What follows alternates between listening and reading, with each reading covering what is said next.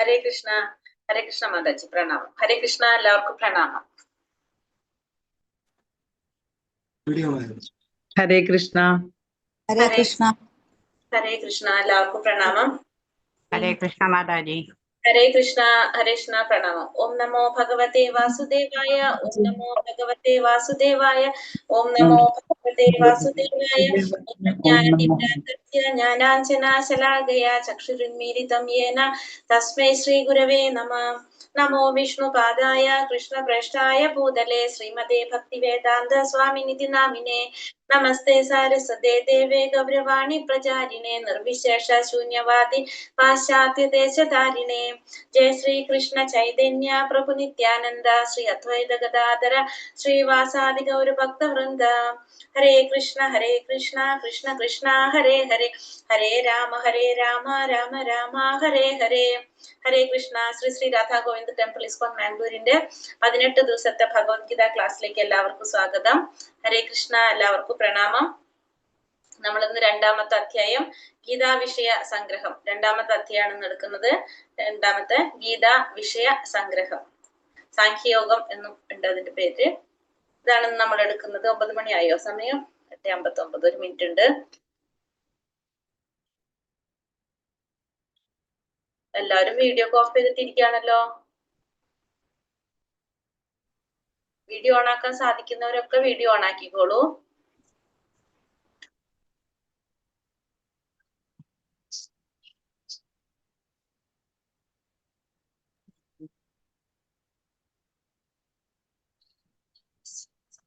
Hare Krishna. Video on ആക്കാൻ പറ്റുന്നവരെല്ലാവരും on ആക്കിക്കോളൂ കേട്ടോ.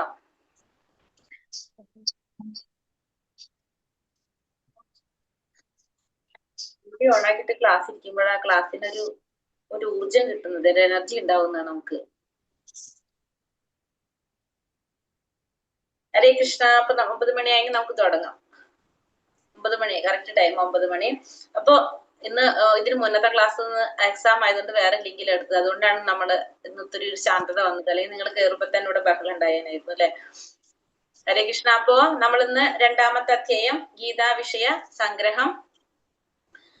അപ്പൊ അതിനു മുന്നേ നമ്മള് 1ാമത്തെ അധ്യായത്തിൽ ഇന്നലെ എന്തൊക്കെയാ നമ്മൾ പഠിച്ചത്? ഒന്ന് വേഗം ഓടിച്ച് പറഞ്ഞിട്ട് നമുക്ക് 2ലേക്ക് പോകാം. എന്തൊക്കെയാ ഇന്നലെ നമുക്ക് കണ്ടത്?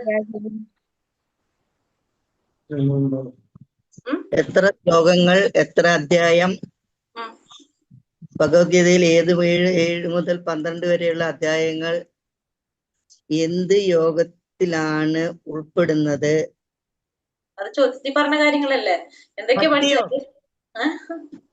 അങ്ങനെ ഓരോന്ന് പഠിച്ചു അല്ലേ. അപ്പൊ ഇന്നലെ നമ്മൾ പഠിച്ചു 700 ശ്ലോകങ്ങള്, 18 അധ്യായങ്ങള്, 1 മുതൽ 6 അധ്യായം കർമ്മയോഗം, 7 മുതൽ 12 വരെ അധ്യായം ഭക്തിയോഗം, 13 മുതൽ 18 വരെ ജ്ഞാനയോഗം. പിന്നെ എനിക്ക് എന്റെ മനസ്സിൽ ഏറ്റവും നന്നായിട്ട് തോന്നിയത് ഭഗവാൻ അർജുനൻ അല്ല നമ്മളെ ഈ ഗീതയ്ക്ക് പ്രത്യക്ഷീകരണം, അതായത് ഭഗവാന്റെ അർജുനൻ എന്താ പറഞ്ഞേ? അർജുനൻ എന്തിനു വേണ്ടി യുദ്ധം ചെയ്യുന്നു അല്ലെ? അങ്ങനെയുള്ള അതിന്റെ വാചകം ഞാൻ മറന്നുപോയി. അതാണ് എനിക്ക് ഏറ്റവും ഇഷ്ടപ്പെട്ടത്. ഹരേ കൃഷ്ണ. അപ്പൊ നമ്മൾ ഇന്നലെ പഠിച്ചത് ഭഗവത്ഗീതയിൽ 18 അധ്യായങ്ങളുണ്ട്, 700 ശ്ലോകങ്ങളുണ്ട്. 1 മുതൽ 2 വരെയുള്ള അധ്യായം കർമ്മയോഗം, 7 മുതൽ 12 വരെ ഭക്തിയോഗം, 13 മുതൽ 18 വരെ ജ്ഞാനയോഗം. പിന്നെ ചർച്ച ചെയ്യപ്പെടുന്ന പ്രധാനപ്പെട്ട 5 വിഷയങ്ങൾ കണ്ടു ഇന്നലെ. ഏതൊക്കെയാണത്? ഈശ്വരൻ, ജീവാത്മാവ്, ഫലം, കർമ്മം,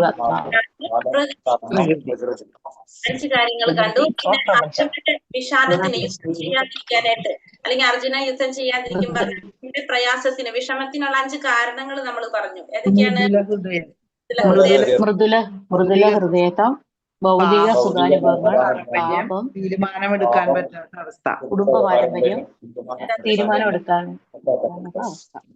ഇത് പറഞ്ഞു. അപ്പൊ അർജുനന്റെ പ്രയാസത്തിന്, അതായത് യുദ്ധം ചെയ്യാതിരിക്കാനായിട്ട് അർജുനൻ പറയുന്ന കാരണങ്ങളാണ് അതൊക്കെ. എന്നിട്ട് പിന്നെ അർജുനൻ തന്നെ ഇതിൽ വിജയിക്കും എന്ന് പറയാനായിട്ടുള്ള കാരണം നമുക്ക് ലാസ്റ്റ് കാണിച്ചു തന്നിട്ടുണ്ടായിരുന്നു അല്ലെ? എന്തൊക്കെയാണ് നമ്മൾ കണ്ടത് അതില്? അർജുനന്റെ ധർമ്മക്ഷേത്രം, യുദ്ധഭൂമിയാണ് ധർമ്മക്ഷേത്രം, പിന്നെ ദിവ്യമായ രഥം, ഹനുമാന്റെ കൊടിയടയാളം, പിന്നെ ശംഖനാഥം, ഗാന്ധീപം, പിന്നെ രക്തജീവിതം, പിന്നെ മോക്ഷദ ഏകാദശി, പിന്നെ ഋഷികേശൻ അല്ലെ? ഭഗവാനുണ്ട് കൂടെ എന്ന് പറഞ്ഞു അല്ലെ? ഇത്രയും കാര്യങ്ങളാണ് നമ്മൾ ഇന്നലെ പഠിച്ചത്. പിന്നെ നമ്മൾ ഇന്നലെ ഓരോരുത്തരുടെ ശംഖുകളെ കുറിച്ചൊക്കെ പറഞ്ഞു. ഭഗവാന്റെ, അർജുനന്റെ, ഭീമന്റെ, പിന്നെ നകുല സഹദേവന്മാര്, അവരെല്ലാവരും ശംഖുകളെ കുറിച്ചെല്ലാം പറഞ്ഞിട്ടുണ്ടായിരുന്നു. പിന്നെ ഇന്നലെ വേറൊരു കാര്യം കൂടി ഞാൻ പറഞ്ഞ വാക്കിൽ ഒരു മിസ്റ്റേക്ക് വന്നിട്ടുണ്ടായിരുന്നു. അതില് ദുഷ്കര കർമ്മങ്ങളിൽ മുൻനിൽക്കുന്നവനും ഭോജനപ്രിയനുമായ ഭീമൻ പൗണ്ഡ്രം എന്ന ശംഖൂതി എന്ന് പറഞ്ഞിട്ടുണ്ടായിരുന്നു. ദുഷ്കര കർമ്മങ്ങളിൽ ഞാൻ പറഞ്ഞപ്പോ ദുഷ്കർമ്മങ്ങളിൽ ഞാൻ പറഞ്ഞത്. ദുഷ്കർമ്മവും ദുഷ്കര കർമ്മവും തമ്മിൽ വ്യത്യാസമുണ്ട്. ദുഷ്കര കർമ്മം എന്ന് പറഞ്ഞാല് നമുക്ക് ചെയ്യാൻ പ്രയാസപ്പെട്ട കർമ്മങ്ങളൊക്കെ ചെയ്യുന്ന വ്യക്തിയാണ് ആര്? ഭീമൻ. അതാണ് ദുഷ്കര കർമ്മം. ദുഷ്കർമ്മം എന്തായി? ദുഷ്കർമ്മങ്ങൾ എന്ന് വെച്ചാൽ ദുഷ്ടകർമ്മങ്ങൾ, ദുഷ്ടപ്രവർത്തികൾ ചെയ്യാനായി പറയുമ്പോ ചെറിയൊരു വ്യത്യാസമാണെങ്കിലും മീനിങ് ഭയങ്കര വ്യത്യാസത്തിൽ വരും അത് കേട്ടോ. അപ്പൊ അത് തിരുത്തി പറയാനായിട്ട് ഞാൻ അപ്പൊ പറഞ്ഞപ്പോഴാണ് എനിക്കത് ഓർമ്മ വന്നത്. ഇപ്പൊ എനിക്ക് പ്രഭു മെസ്സേജ് ഇട്ടപ്പോഴാണ് ഞാൻ ശ്രദ്ധിച്ചത് തന്നെ. ഞാൻ ശ്രദ്ധിച്ചിട്ടുണ്ടായിരുന്നില്ല കാര്യം കറക്റ്റ് ആയിട്ട് പറഞ്ഞു കഴിഞ്ഞാൽ. അപ്പൊ അതാണ് ദുഷ്കര കർമ്മം, ദുഷ്കർമ്മം. രണ്ട് വേർഡ് വ്യത്യാസം പറയുമ്പോൾ ചെറിയൊരു വ്യത്യാസമുള്ളൂ, പക്ഷെ മീനിങ് ഭയങ്കര വ്യത്യാസം ഉണ്ട് അവിടെ കേട്ടോ. അപ്പൊ അതുകൊണ്ട് അപ്പൊ നമ്മള് ഇന്നലെ ഇത്രയും കാര്യങ്ങളാണ് ഒന്നാമത്തെ അധ്യായത്തില് പഠിച്ചത്. ഇനി നമ്മൾ ഇന്ന് രണ്ടാമത്തെ അധ്യായത്തിലേക്ക് പോകാണ്. അധ്യായം 2 ഗീതാവിഷയ സംഗ്രഹം.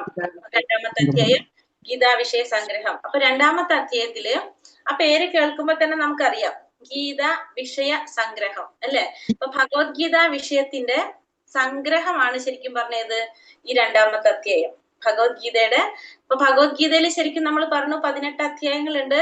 ഈ 18 അധ്യായങ്ങളെ 3 ആക്കി തിരിച്ചിട്ടുണ്ട് അല്ലെ? കർമ്മയോഗം, ഭക്തിയോഗം, യോഗം അല്ലെ? അപ്പൊ അത് തന്നെയാണ് ഈ അധ്യായത്തിൽ പറയുന്നത്. അർജുനന് ഭഗവാൻ കർമ്മയോഗത്തെ കുറിച്ചും പറഞ്ഞു കൊടുക്കുന്നു, ഭക്തിയോഗത്തെ കുറിച്ചും പറഞ്ഞു കൊടുക്കുന്നു, ജ്ഞാനയോഗത്തെ കുറിച്ചും പറഞ്ഞു കൊടുക്കുന്നു. 3 യോഗവും ഈ അധ്യായത്തിൽ ഭഗവാൻ പറയുന്നുണ്ട് അർജുനനോട്. അപ്പൊ അതുകൊണ്ടാണ് ഈ അധ്യായത്തിന് നമ്മള് ഗീതാ വിഷയ സംഗ്രഹം എന്ന് പറയുന്നത്. ആദ്യം തന്നെ അർജുനന് ഭഗവാൻ ആത്മാവിനെ കുറിച്ചും ശരീരത്തെ കുറിച്ചും ഉള്ള ജ്ഞാനം കൊടുക്കുന്നു. ആത്മാവും ശരീരത്തിന്റെ വ്യത്യാസം എന്താണ്, ആത്മാവിന്റെ പ്രത്യേകതകൾ എന്താണെന്നൊക്കെ പറഞ്ഞു കൊടുക്കുന്നുണ്ട്. അങ്ങനെ ജ്ഞാനം കൊടുക്കാണ്. പിന്നെ കർമ്മം ചെയ്യണം, എങ്ങനെ ചെയ്യണം എന്ന് പറഞ്ഞാണ് കർമ്മത്തിന്റെ ഫലം ആഗ്രഹിക്കാതെ കർമ്മം ചെയ്യണം എന്ന് ഭഗവാൻ പറഞ്ഞു കൊടുക്കുന്നു. പിന്നെ വന്നിട്ട് ഭക്തിയുടെ കൃഷ്ണാവബോധത്തോടെ കർമ്മം ചെയ്യണം എന്ന് ഭഗവാൻ പറഞ്ഞു കൊടുക്കുന്നുണ്ട്. അപ്പൊ അതുകൊണ്ട് ഈ അധ്യായത്തിൽ എന്താണ് 3 യോഗത്തിനെ കുറിച്ചും പറയുന്നതുകൊണ്ടാണ് ഈ അധ്യായം ഗീതാ വിഷയ സംഗ്രഹം എന്ന് പറയാനായിട്ട് കാരണം. അപ്പൊ ഈ അധ്യായത്തില് നമ്മളിപ്പോ കഴിഞ്ഞ അധ്യായത്തില് ലാസ്റ്റ് ഭാഗത്ത് എങ്ങനെയാന്ന് കൊണ്ട് നിർത്തിയിട്ടുണ്ടായിരുന്നത്? കഴിഞ്ഞ അധ്യായം ഓർമ്മയുണ്ടോ? അർജുനൻ യുദ്ധം ചെയ്യാൻ താല്പര്യമില്ല എന്ന് പറഞ്ഞിട്ട് തന്റെ വില്ലും ശരങ്ങളും താഴെ വെച്ച് അത്യന്തം ദുഃഖിതനായി തേരിലിരിപ്പായി എന്നാണ് പറഞ്ഞത് അല്ലെ? ഇന്നലെ ഓർമ്മയുണ്ടോ? യുദ്ധം ചെയ്യാൻ പറ്റില്ല എന്ന് പറഞ്ഞിട്ട് തേരിലിരിക്കുന്നതായിട്ടാണ് നമ്മൾ ഇന്നലെ നിർത്തിയത് അധ്യായം അല്ലെ? ഭഗവാൻ ഇവിടെ അതുമെന്നാണ് തുടങ്ങുന്നത്. അർജുനന് എന്താണ് പറഞ്ഞു കൊടുക്കുന്നത്? കാരണം യുദ്ധം ചെയ്യാൻ താല്പര്യമില്ലാതെ അർജുനൻ നിൽക്കാണ് ഇവിടെ. അപ്പോ ഭൗതിക ശരീരത്തെ കുറിച്ചും ആത്മാവിനെ കുറിച്ചുമുള്ളൊരു പഠനം നടത്തി അർജുനന് എവിടേക്ക് നയിക്കാണ്? ആത്മസാക്ഷാത്കാരത്തിലേക്ക് നയിക്കാനാണ് ഇവിടെ ആര് ശ്രമിക്കുന്നത്? ഭഗവാൻ ശ്രമിക്കുന്നത്. അതായത് ആത്മസാക്ഷാത്കാരത്തിൽ എത്തിക്കാനായിട്ട് ആത്മാവിനെ കുറിച്ച്, ഭൗതിക ശരീരത്തെ കുറിച്ചും ആത്മാവിനെ കുറിച്ചും പഠനം നടത്തി ആത്മസാക്ഷാത്കാരത്തിലേക്ക് എത്തിക്കാനായിട്ടാണ് ഇവിടെ ഭഗവാൻ ശ്രമിക്കുന്നത്. അതായത് തന്റെ മൂലസ്വരൂപത്തെ കുറിച്ച് മനസ്സിലാക്കിയാൽ മാത്രമേ എന്ത് സാധിക്കുള്ളൂ? ആത്മസാക്ഷാത്കാരത്തിലേക്ക് എത്താനായിട്ട് സാധിക്കുള്ളൂ. തന്റെ മൂലസ്വരൂപം, നമ്മളൊരു മൂലസ്വരൂപത്തിനെ കുറിച്ച് മനസ്സിലാക്കണം. അതിന് വേണ്ടിയിട്ടാണ്, അതാണ് ഭഗവാൻ ഈ അധ്യായത്തില് പറഞ്ഞു തരുന്നത്. ഭഗവാൻ ഈ രണ്ടാമത്തെ അധ്യായത്തില് ആ ആത്മസാക്ഷാത്കാരം നേടാനായിട്ട് അതെങ്ങനെയാണ് ചെയ്യാൻ സാധിക്കുന്നത് അതിനെക്കുറിച്ചൊരു പഠനം നടത്തിയിട്ട് അതാണ് മനസ്സിലാക്കി കൊടുക്കുന്നത്. ആത്മസാക്ഷാത്കാരം എന്ന് പറഞ്ഞാല് ആത്മാവിന് സാക്ഷാത്കാരം നേടിക്കൊടുക്കുക. ആത്മാവിന് അത് നമുക്ക് ഒന്നും കൂടി മനസ്സിലാക്കാം. നമ്മളെ വീട്ടിൽ നിന്ന് പുറത്ത് വേറെ എവിടെയെങ്കിലും പോയിട്ട് താമസിക്കുകയാണ്. കുറെ നാള് താമസിക്കുമ്പോൾ നമുക്ക് തിരിച്ച് നമ്മളെ വീട്ടിൽ വരുമ്പോഴാണ് നമുക്ക് സന്തോഷം ഉണ്ടാവുക അല്ലെ? അവിടെ എത്ര നാള് നിന്നാലും അല്ലെങ്കിൽ നമ്മളെ വീട്ടിൽ നിന്ന് ഇപ്പൊ ഇത്രയും പറയാം മാതാജിമാർക്ക് പെട്ടെന്ന് മനസ്സിലാവാൻ വേണ്ടിയിട്ട്. നമ്മൾ കല്യാണം കഴിച്ച് നമ്മൾ വേറെ വീട്ടിൽ പോയിട്ട് കഴിഞ്ഞിട്ട് നമ്മൾ അച്ഛന്റെ അമ്മയുടെ അടുത്ത് വരുമ്പോ നമുക്ക് ഉണ്ടാവുന്ന ഒരു സന്തോഷവും സംതൃപ്തി അല്ലെ, അതാണ് ആത്മസാക്ഷാത്കാരം നമുക്ക് പറഞ്ഞുള്ളത്. അത് ആത്മാവ് എന്ന് പറഞ്ഞാല് ഭഗവാന്റെ അംശമാണ്. അപ്പൊ അത് ഈ ഭൗതിക ലോകത്തിലേക്ക് വന്നു. തിരിച്ചത് ഭഗവാന്റെ അടുത്തേക്ക് പോകുമ്പോ നമ്മൾ ഈ പറഞ്ഞ ആ സംതൃപ്തി ആർക്കുണ്ടാവും? ഈ ആത്മാവിനുണ്ടാവും. അതാണ് എന്ത്? ആത്മസാക്ഷാത്കാരം. പെട്ടെന്ന് മനസ്സിലായല്ലോ അപ്പൊ ആത്മസാക്ഷാത്കാരം എന്താണെന്നുള്ളത്. അതിനെയാണ് നമ്മള് അപ്പൊ ഈ ആത്മസാക്ഷാത്കാരം നേടാന്നുള്ളതാണ്. അതിന് വേണ്ടിയിട്ടാണ് ഇപ്പൊ ഭഗവാൻ ഈ ആ ജ്ഞാനം കൊടുക്കാനായിട്ട് അർജുനന് പറഞ്ഞു കൊടുക്കുന്നത്. അപ്പൊ അർജുനൻ ഇന്നലെ യുദ്ധം ചെയ്യാതിരിക്കാനായിട്ട് പറയുന്ന വിഷമം പറയുന്ന കാരണങ്ങൾക്കെല്ലാം ഭഗവാൻ ഇന്ന് മറുപടി കൊടുക്കുകയാണ് അർജുനന്. ഓരോ കാര്യങ്ങളത് പറഞ്ഞു കൊടുക്കുകയാണ് ഓരോ കാരണങ്ങൾക്കുള്ളത്. അപ്പൊ നമ്മൾ ഇതില് ഫസ്റ്റ് തന്നെ രണ്ടാമത്തെ ശ്ലോകത്തുമെന്നാണ് തുടങ്ങുന്നത്. രണ്ടാമത്തെ ശ്ലോകം നമ്മളെ സ്ലൈഡിലില്ല, പറയാം. ശ്രീ ഭഗവാനുവാച കുതസ്ത്വാകശ്മലമിത്തം വിഷമേതമുപസ്ഥിതം അനാരിജുഷ്ടം അസൗഖ്യം അകീർത്തികരമർജുന.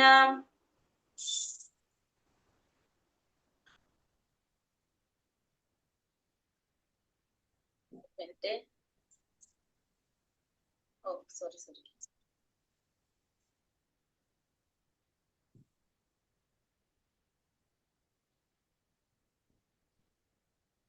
ഗീതാവിഷയ സംഗ്രഹം. അപ്പൊ ഇവിടെ അർജുനനോട് ഭഗവാൻ, കാരണം നമ്മൾ പറഞ്ഞു യുദ്ധം ചെയ്യാൻ താല്പര്യമില്ല എന്ന് പറഞ്ഞ് ആ വില്ലും ശരങ്ങളും താഴെ വെച്ച് അർജുനൻ ഇരിക്കുകയാണെന്ന് പറഞ്ഞു അല്ലെ. അപ്പൊ ഭഗവാൻ പറയാണ് അർജുനന്റെ അടുത്ത്, പ്രിയപ്പെട്ട അർജുന, നിനക്ക് എവിടെ നിന്നാണ് ഈ മാലിന്യം വന്നു പെട്ടത്?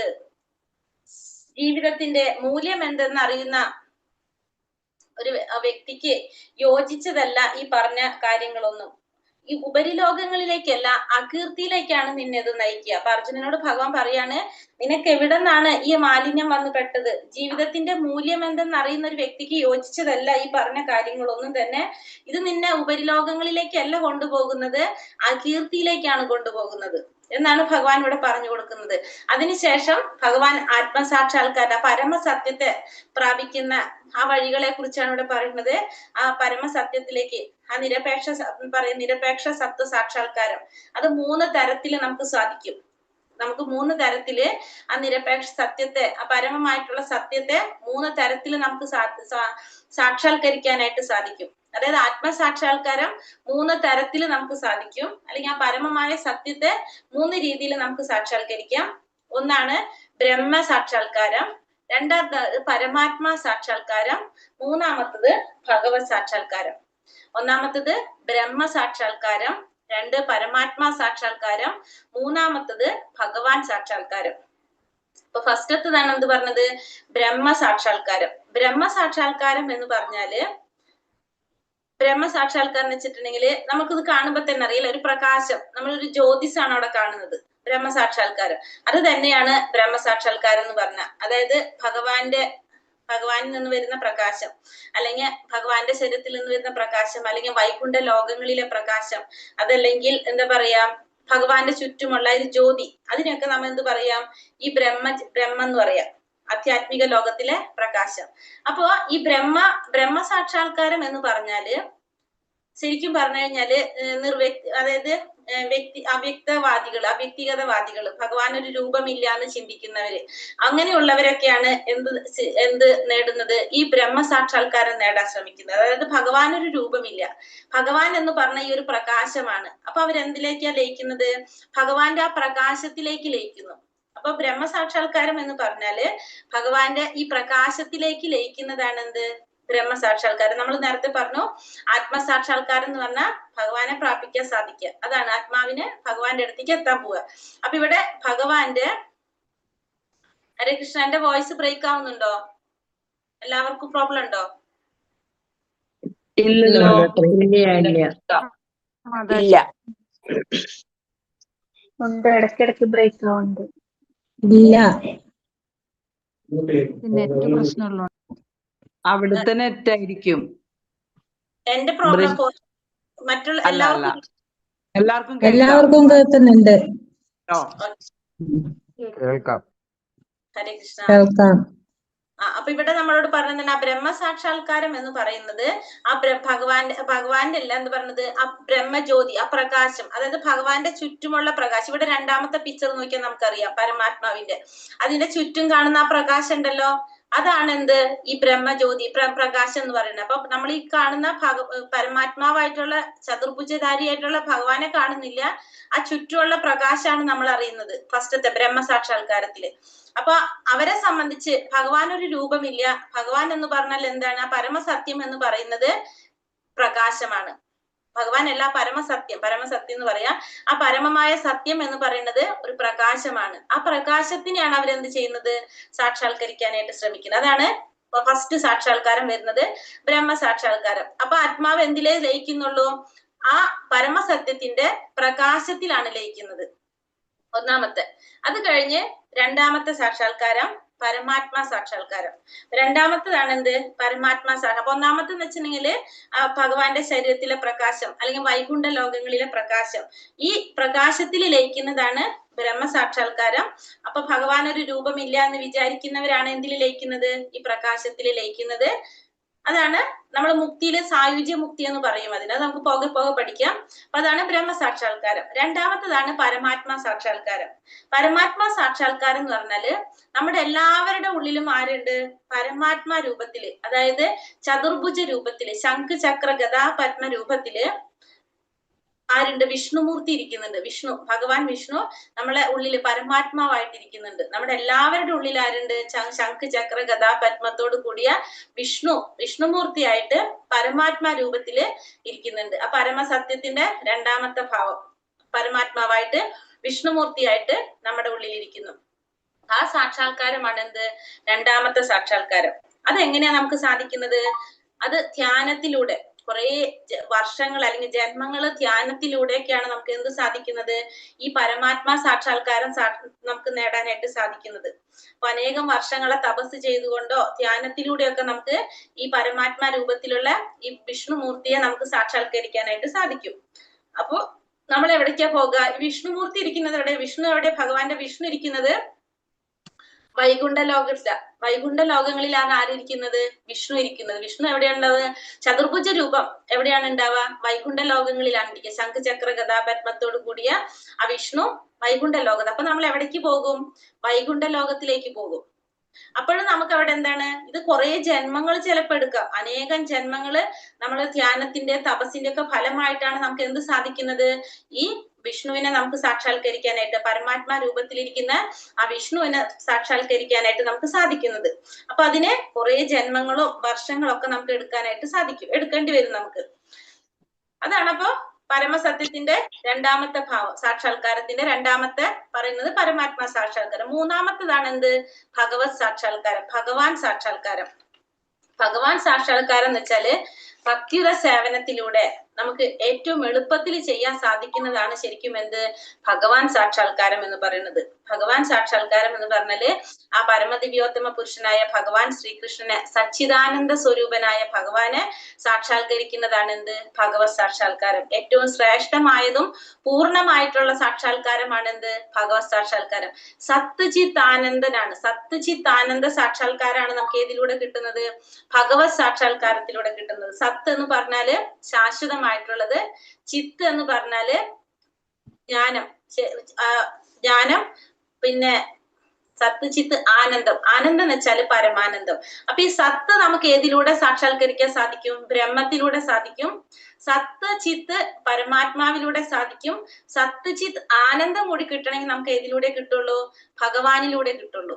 അപ്പൊ മൂന്ന് സാക്ഷാത്കാരം നമുക്ക്, ആത്മസാക്ഷാത്കാരത്തിന്റെ മൂന്ന് തരത്തിൽ മൂന്ന് ഭാവങ്ങൾ നമ്മൾ കണ്ടു. ബ്രഹ്മസാക്ഷാത്കാരം, പരമാത്മാ സാക്ഷാത്കാരം, ഭഗവത് സാക്ഷാത്കാരം. അപ്പൊ ഇതിലേറ്റവും പൂർണ്ണമായ സാക്ഷാത്കാരം ഭഗവത് സാക്ഷാത്കാരമാണ്.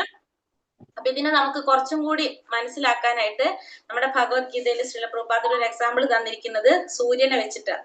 സൂര്യന്റെ പ്രകാശവും സൂര്യന്റെ ഉപരിതലവും സൂര്യഗ്രഹവും തമ്മിൽ. അപ്പൊ സൂര്യന്റെ പ്രകാശം എങ്ങനെയാണ്? നമുക്ക് ആ സൂര്യദേവനെ കാണുന്നില്ല, നമ്മൾ നോക്കുമ്പോൾ നമ്മുടെ ചുറ്റും സൂര്യന്റെ പ്രകാശം ഉണ്ട്.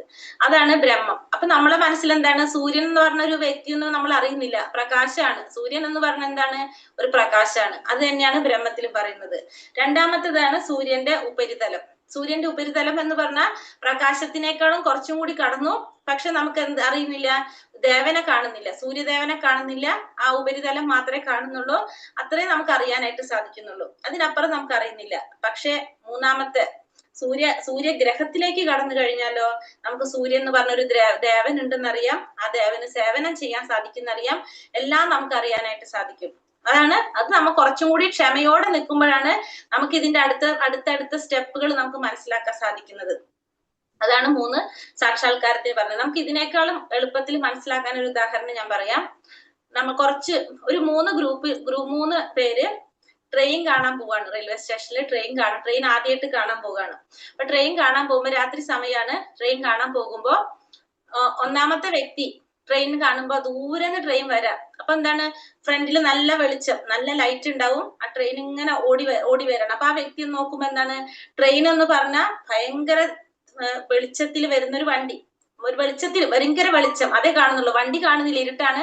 ബാക്കിൽ നിന്ന് വണ്ടി കാണുന്നില്ല. ട്രെയിൻ എന്ന് പറഞ്ഞ എന്താണ്, ഭയങ്കര ഒരു പ്രകാശം. അതാണ് ആ വ്യക്തിയെ സംബന്ധിച്ച് ട്രെയിൻ.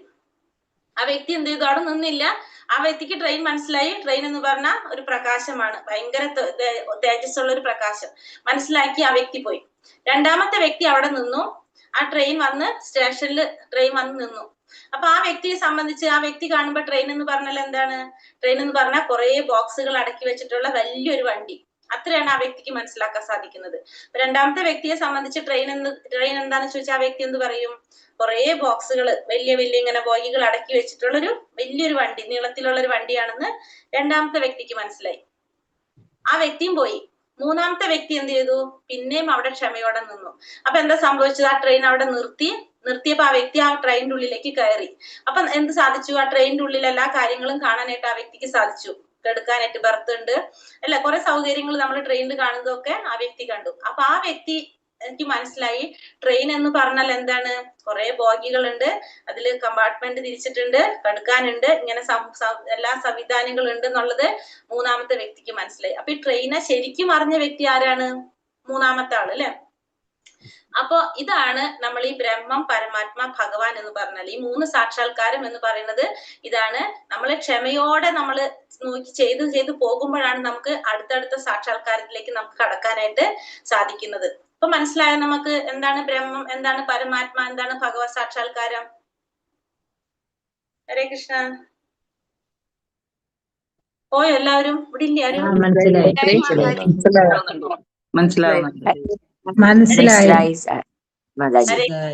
കൃഷ്ണ.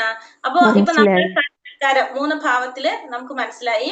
അപ്പൊ ഇനി നമുക്ക് മനസ്സിലായി ഏറ്റവും പൂർണ്ണമായിട്ടുള്ള ഏറ്റവും ശ്രേഷ്ഠമായ സാക്ഷാത്കാരം എന്ന് പറഞ്ഞാല് എന്താണ്, ഭഗവത് സാക്ഷാത്കാരമാണ് എന്ന് നമുക്ക് മനസ്സിലായി അല്ലെ. ഭഗവത് സാക്ഷാത്കാരമാണ് ഏറ്റവും ശ്രേഷ്ഠമായത്. അപ്പൊ ഈ ഭഗവാൻ എന്ന വാക്കിന് ഭഗവാൻ എന്ന വാക്കിന് പരാശര മഹർഷി നൽകിയിരിക്കുന്ന നിർവചനം, വ്യാസദേവന്റെ പിതാവായിട്ടുള്ള പരാശര മഹർഷി ഭഗവാൻ എന്ന വാക്കിന് കൊടുത്തിരിക്കുന്ന നിർവചനമാണ് എന്താണ് പറഞ്ഞിരിക്കുന്നത്, കുറെ സമ്പത്തും കീർത്തിയും ശക്തിയും ജ്ഞാനവും വൈരാഗ്യവും സൗന്ദര്യം, ഈ 6 ഗുണങ്ങൾ 6 ഐശ്വര്യങ്ങൾ ആരിലാണോ ഉള്ളത് അവരെ നമുക്ക് എന്ത് പറയാം, ഭഗവാൻ എന്ന് പറയാം. ഈ 6 ഗുണങ്ങളെല്ലാം ഒത്തിണങ്ങിയ ഒരു വ്യക്തിയാണ് ആര്, ഭഗവാൻ. ഇപ്പൊ നമുക്ക് കുറെ സൗന്ദര്യമുള്ള ഒരു വ്യക്തിയെയും സമ്പത്തുള്ള വ്യക്തിയെയും കാണാൻ സാധിക്കും, അല്ലെങ്കിൽ സമ്പത്തും കീർത്തിയും ഉണ്ടാവും, അല്ലെങ്കിൽ ശക്തി ഉണ്ടാവും. ഇതെല്ലാം കൂടി ഒരുമിച്ച് ഒരാളിൽ ഉണ്ടാവില്ല ഒരിക്കലും. ഈ 6ഉം കൂടി ഒരുമിച്ച് ആരിലേ ഉണ്ടാവുള്ളൂ, ഭഗവാനിൽ മാത്രമേ ഉണ്ടാവുള്ളൂ. അങ്ങനെയുള്ള വ്യക്തിയാണ് ആര്, ഭഗവാൻ. കുറെ സൗന്ദര്യം ഉണ്ടാവും, സമ്പത്ത് ഉണ്ടാകും, കീർത്തിയുണ്ട്, ശക്തിയുണ്ട്, ജ്ഞാനമുണ്ട്, വൈരാഗ്യം എന്ന് വെച്ചിട്ടുണ്ടെങ്കിൽ ഭൗതികമായിട്ടുള്ള കാര്യങ്ങളോടുള്ള വിരക്തി, അതിനാണ് വൈരാഗ്യം എന്ന് പറയുന്നത്. ആ കാര്യങ്ങൾ ദേഷ്യമല്ല. അപ്പൊ ഇത്തരം കാര്യങ്ങൾ ഉള്ള വ്യക്തിയാണ് ആര്, ഭഗവാൻ എന്ന് പറയുന്നത്. അപ്പൊ ഭഗവാൻ എന്ന വാക്കിന് പരാശര മഹർഷി, വ്യാസദേവന്റെ പിതാവായിട്ടുള്ള പരാശര മഹർഷി നൽകിയിരിക്കുന്ന നിർവചനാണ്. ഈ 6 ഭഗങ്ങളുള്ള വ്യക്തിയാണ് ആര്, ഭഗവാൻ എന്ന് പറയുന്നത്. അപ്പോ ഇത്രയും കാര്യങ്ങള് നമുക്ക് ഭഗവാൻ എന്ന വാക്കിന്റെ അർത്ഥം കൂടി നമുക്ക് മനസ്സിലായി. അപ്പൊ ഇവിടെ ഭഗവാൻ എന്തിനാണ് ഇതൊക്കെ പറഞ്ഞത്, ആത്മസാക്ഷാത്കാരത്തിലേക്ക് അർജുനനെ നയിക്കാൻ വേണ്ടിയിട്ട്, ആ ഇതിലേക്ക് എത്തിക്കാൻ വേണ്ടിയിട്ടാണ് ഇത് പറഞ്ഞത്. അപ്പോ ഇതുവരെ പറഞ്ഞു കൊടുത്തപ്പോ അർജുനൻ എന്താ പറയുന്നത്, അർജുനനോട് ഭഗവാൻ പറയാണ്, നിനക്ക് എവിടെ നിന്നാണ്, കാരണം അർജുന യുദ്ധം ചെയ്യാനില്ല എന്ന് പറഞ്ഞിരിക്കുകയാണല്ലോ. അപ്പൊ അർജുനനെ ഭഗവാൻ വഴക്ക് പറയാണ്, നിനക്ക് എവിടെ നിന്നാണ് ഈ മാലിന്യം വന്നു പെട്ടത് എന്നാണ് അർജുനനോട് ഭഗവാൻ ചോദിക്കുന്നത്. കാരണം എന്താണ് പറഞ്ഞത്, നിനക്ക് ഒട്ടും യോജിച്ച ഒരു പ്രവൃത്തിയല്ല നീ ഈ പറയുന്നതൊന്നും. കാരണം നീ ഒരു ക്ഷത്രിയനാണ് അല്ലെ. ക്ഷത്രിയന്റെ ധർമ്മം യുദ്ധം ചെയ്യുക എന്നുള്ളതാണ്. അതുകൊണ്ട് നീ ക്ഷുദ്രമായ നിന്റെ ദൗർബല്യത്തെ, ഹൃദയ ദൗർബല്യത്തെ എഴുന്നേറ്റ് യുദ്ധം ചെയ്യൂ എന്ന് വീണ്ടും പറഞ്ഞു കൊടുക്കുകയാണ്. കാരണം ആ ആത്മസാക്ഷാത്കാരത്തിന്റെ 3 ഭാവങ്ങളെ കുറിച്ച് പറഞ്ഞു കൊടുത്തു. എന്നിട്ട് അർജുനനെ ഉപദേശിക്കുകയാണ്, നിനക്ക് എവിടെ നിന്നാണ് ഈ മാലിന്യം വന്നു പെട്ടത്? ഇത് ആർക്ക് യോജിച്ച പ്രവൃത്തിയല്ല, നിനക്ക് ഒരിക്കലും യോജിച്ച പ്രവൃത്തിയല്ല. നീ അതുകൊണ്ട് എഴുന്നേറ്റ് യുദ്ധം ചെയ്യൂ എന്നാണ് പറയുന്നത്. അപ്പൊ അർജുനൻ ചോദിക്കുകയാണ്, എങ്ങനെ ഞാൻ ഈ ദ്രോണാചാര്യരെ പോലുള്ളവര്, ഭീഷ്മദേവനെ പോലുള്ളവരായിട്ട് ഞാൻ എങ്ങനെ യുദ്ധം ചെയ്യും എന്നാണ് അർജുനൻ പറയുന്നത്.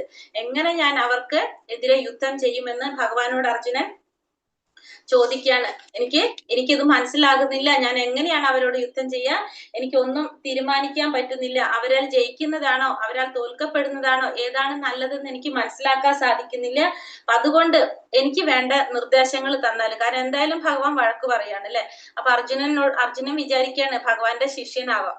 അപ്പോ എന്താണ്, നമുക്ക് വേണ്ട ഉപദേശങ്ങൾ തരില്ല. അപ്പൊ പറയണം, എനിക്ക് വേണ്ട നിർദ്ദേശങ്ങൾ തായോ, എനിക്ക് എന്താണ് ചെയ്യേണ്ടതെന്ന് മനസ്സിലാകുന്നില്ല എന്ന് അർജുനൻ പറയാണ്. പിന്നെ 7ാമത്തെ ശ്ലോകത്തില് അർജുനൻ ഭഗവാന്റെ ശിഷ്യനായിട്ട് മാറാനായിട്ട് പോകാണ്. അപ്പോൾ എന്താ പറയുന്നത്, കർപ്പണ്യദോഷോപഹത സ്വഭാവഃ പൃച്ഛാമിതാം ധർമ്മ സമ്മൂഢചേതഃ യശ്രേയസാ നിശ്ചിതം ബ്രൂഹി തന്മേ ശിഷ്യസ്തേഹം ചാതിമാം ത്വാം പ്രപന്നം.